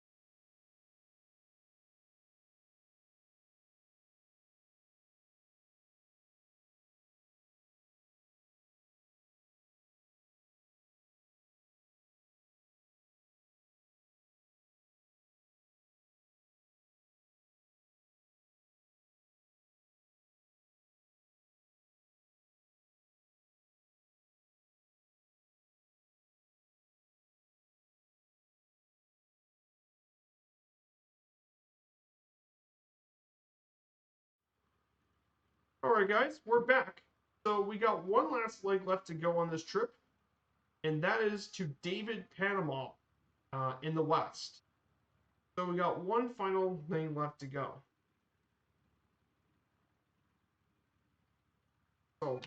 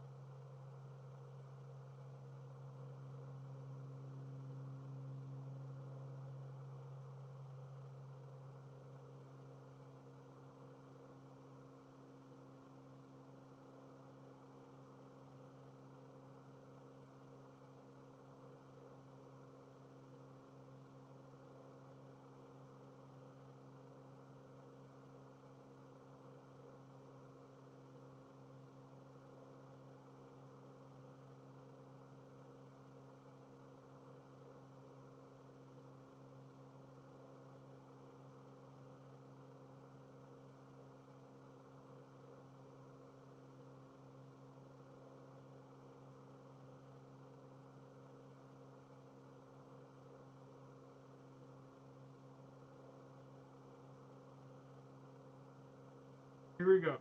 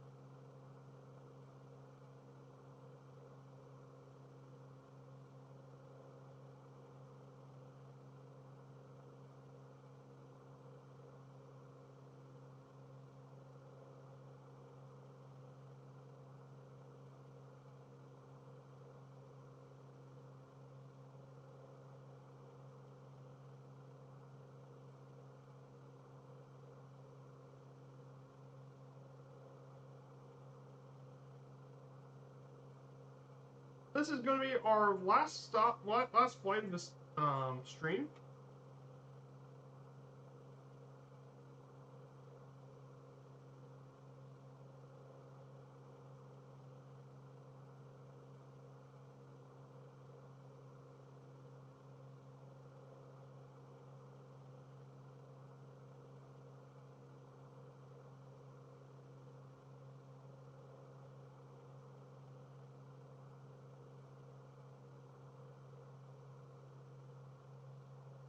So let's go ahead and complete the last sort of slides on the stream. This is the culture of Panama.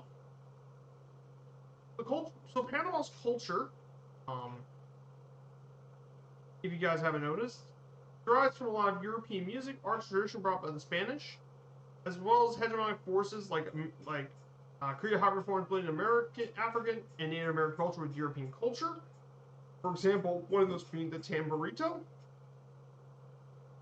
which Spanish dance with African rhythms, and dance is typical of diverse cultures in Panama, as well as music, including reggae and Espanol, jazz, blues, salsa, and more. There's also lots of handicraft festivals, such as wood carvings, ceremonial mask, and pottery. But of course, another thing that's representative is Panamanian cuisine.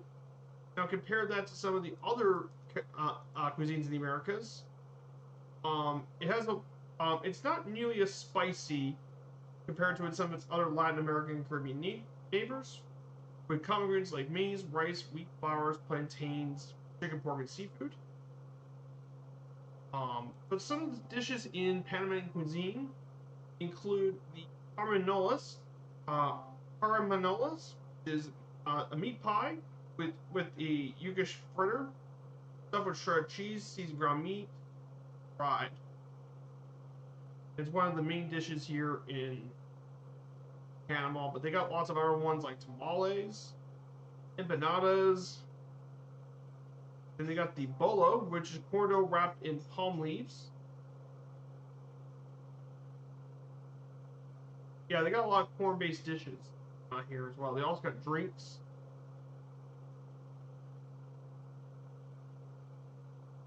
There's lots of bars and stuff in Panama because some of them were frequented by U.S. military personnel, so they got a lot of beer making. But it's not nearly as crazy as some of the other Latin America cuisine. Colombia, Peru, even Costa Rica and stuff.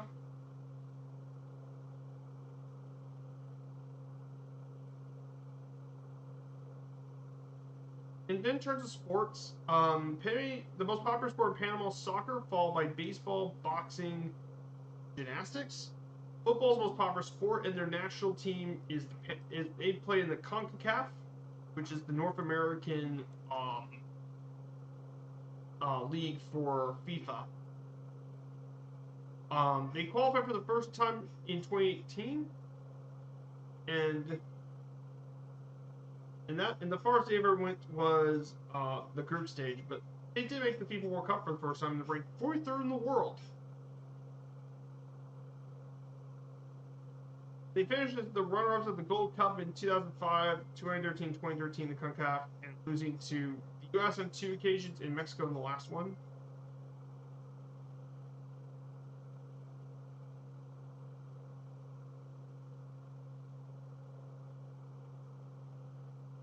But yeah, they got a pretty decent team, and they currently beat the United States earlier last week, the Copa America 2024. They beat the Americans in the United States. Looking to do quite well in the group stage. So yeah, Panama looks like to be pretty good in football. Outside of that, though, baseball is the second most popular sport. They have their own baseball league there. They play there during the winter time. And there's been 140 Panamanian players that played baseball in the United States. Currently, they include Justin Lawrence, Ivan Herrera, Edmundo Sosa, and more. And then there's also a lot of former Panamanians. In fact, there's not one, but actually 2 Hall of Famers that played from Panama. One player is, of course, the legendary hitter Rock Carew, who played for from 1967 to 1985 for the Twins and Angels, for the Minnesota Twins and the California Angels. And the other one is Mariano Rivera, who is the longtime reliever of the New York Yankees from 1995 to 2013, and he became one of the greatest pitchers of all time, and the first ever player to be unanimously voted 100% in the Pro Baseball Hall of Fame. Of course, there are other really well-known Panamanians. Dave Roberts is one. We have Carlos Lee, who's a multiple-time All-Star. Carlos Lee. Manny Acosta. And finally, and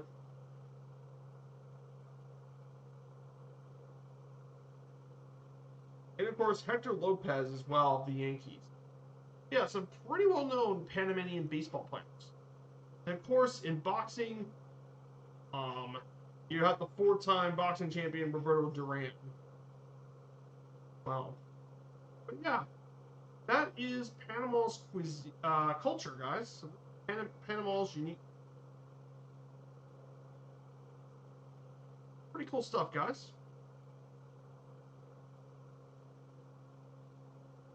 So.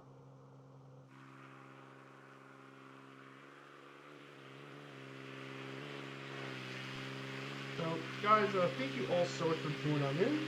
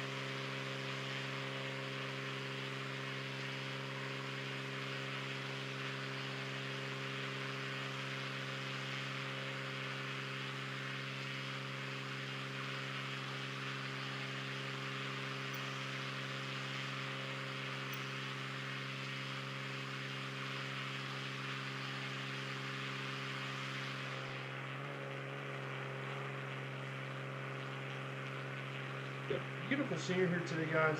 What a stunning flight. And I think Costa Rica is going to be even better because I know Costa Rica has got some great scenery on the Costa Rica area.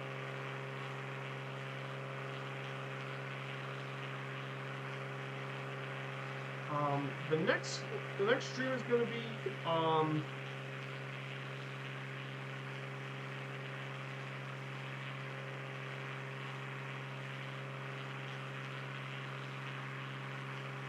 it's going to be a much shorter flight. This next one's going to be around 260 nautical miles. It's going to be a much shorter one. This one's going to be about 270 nautical miles. It's going to be a much shorter stream, just only 271 nautical miles. This is going to be a much shorter stream. We'll just basically go through.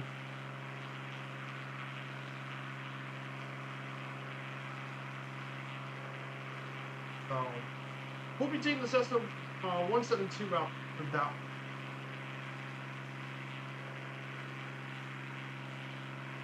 Yeah, we're doing quite well in this around the world trip.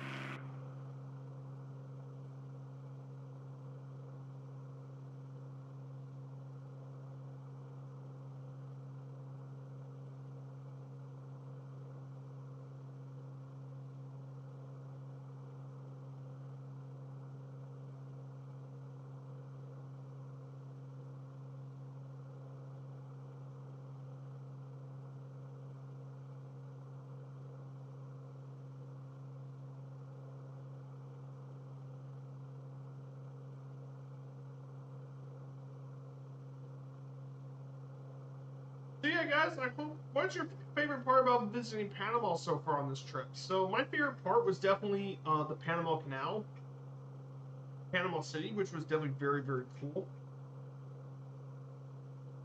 But the scenery in this part is definitely pretty nice.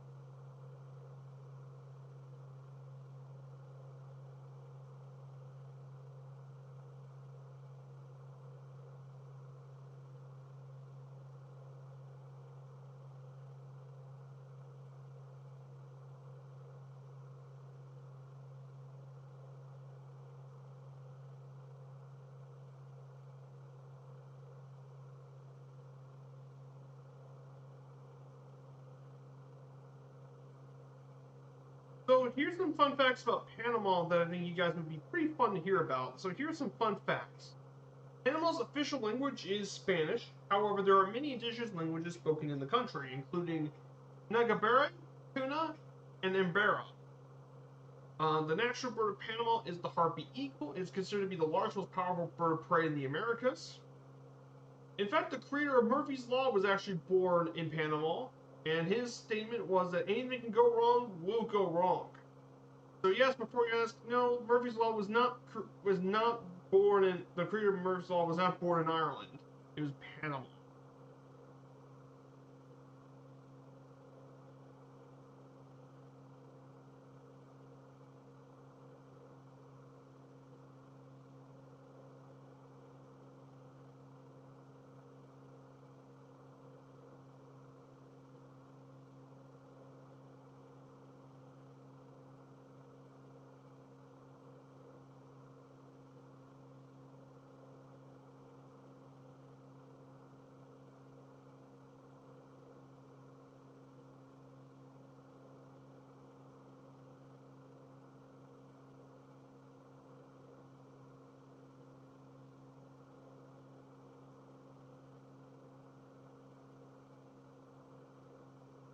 We got one.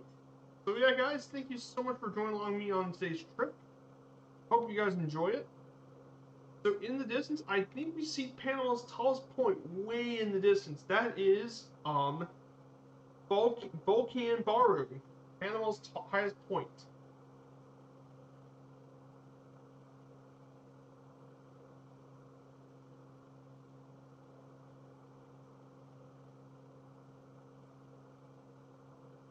What a great time, guys. Thank you all so much. We'll find someone to raid afterwards, but thank you guys for sticking around with me for the stream.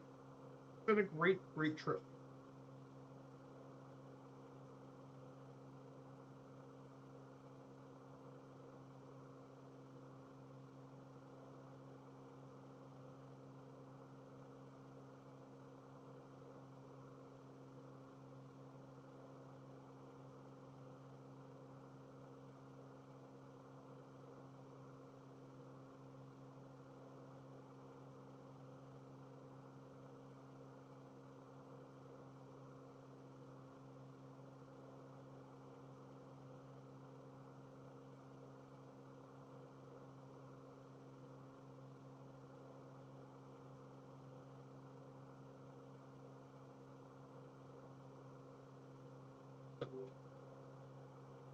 So our last stop's going to be David. We'll be getting there in about 10 or 15 minutes.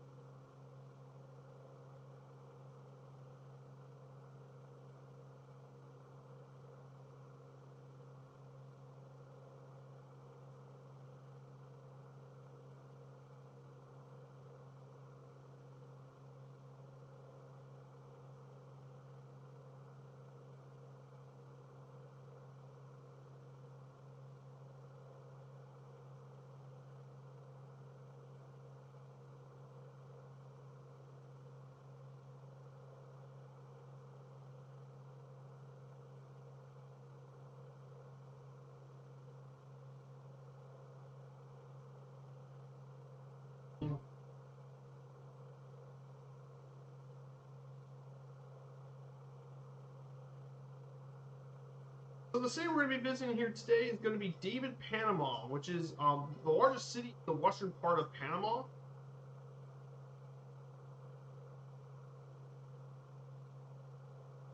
It's actually Panama's 8th largest city, population of 81,000 people. This city right here has grown quite a bit over the past few decades. And it's the largest city that's not part of the metropolitan area of Panama City. And it's one of the fastest growing regions of the country thanks to the expansion of their airport as well as the David Boquete Highway.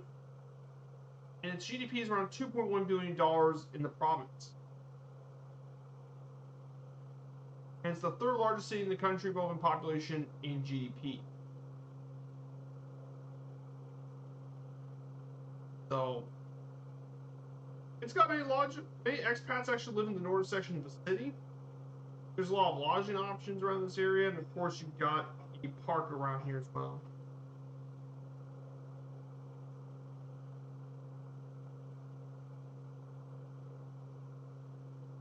And then the airport is Enrique Malik International Airport, which is the main airport for Davis. It's about 2 miles south of downtown, and it has passengers from Mexico, the U.S., Canada, and Central America. Though it's not nearly as busy as, of course, Tocumen.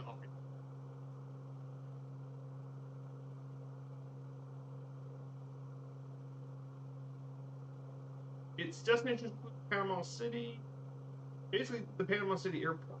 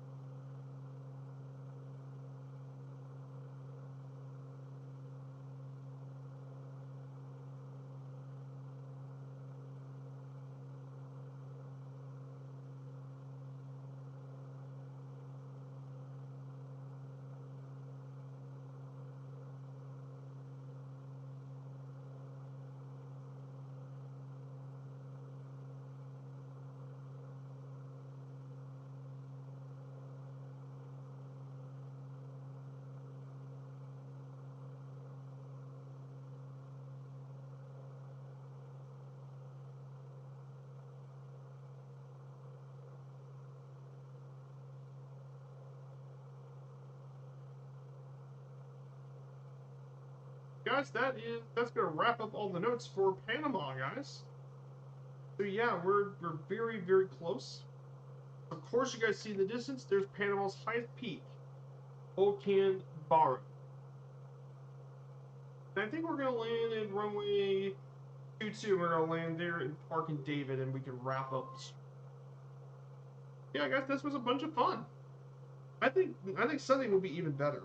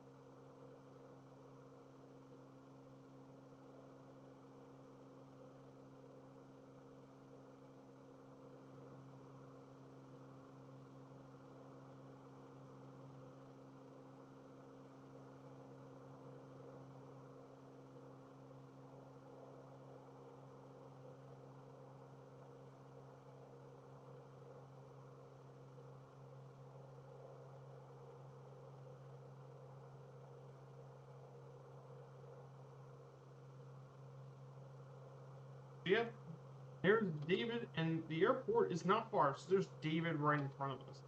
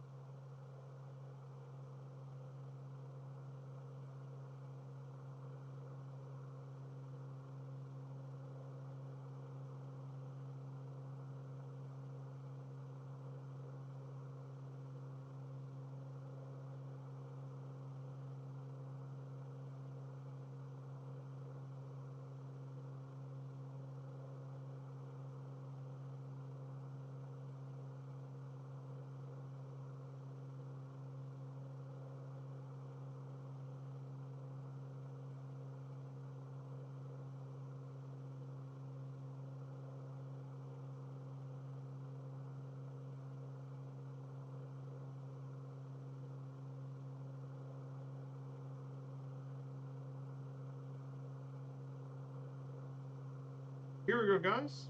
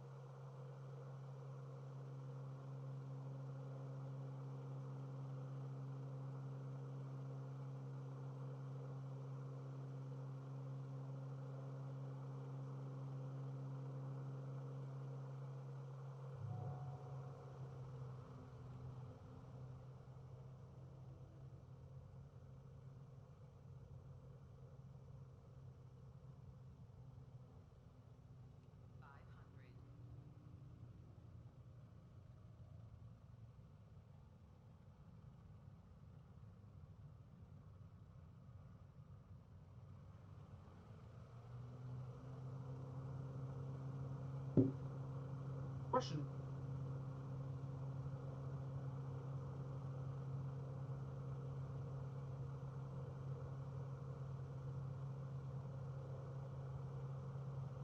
Here we go, guys. Our final stop here in Panama.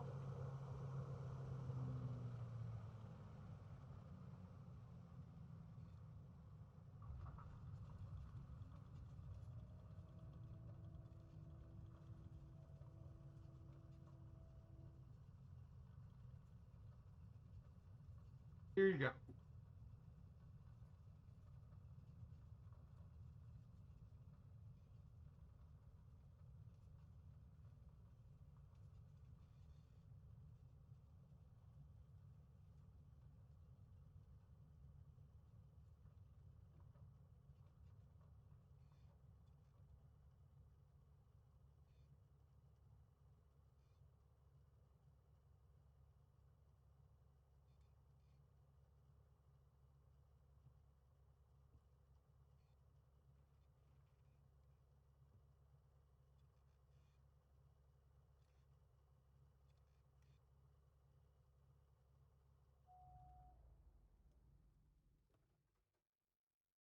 Guys, that wraps up the stream, guys. Well, that concludes our trip in Panama today. Guys, thank you all so much for today's stream. A massive thank you to every one of you guys here for joining me on this amazing trip. I hope you guys enjoyed it. It was fun going around the Panama Canal and stuff. We got to learn a lot today about Panama. Hope you guys learned a thing or two. So, guys, thank you all so much for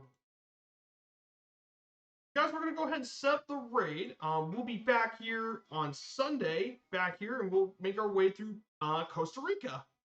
Should be a stunning trip.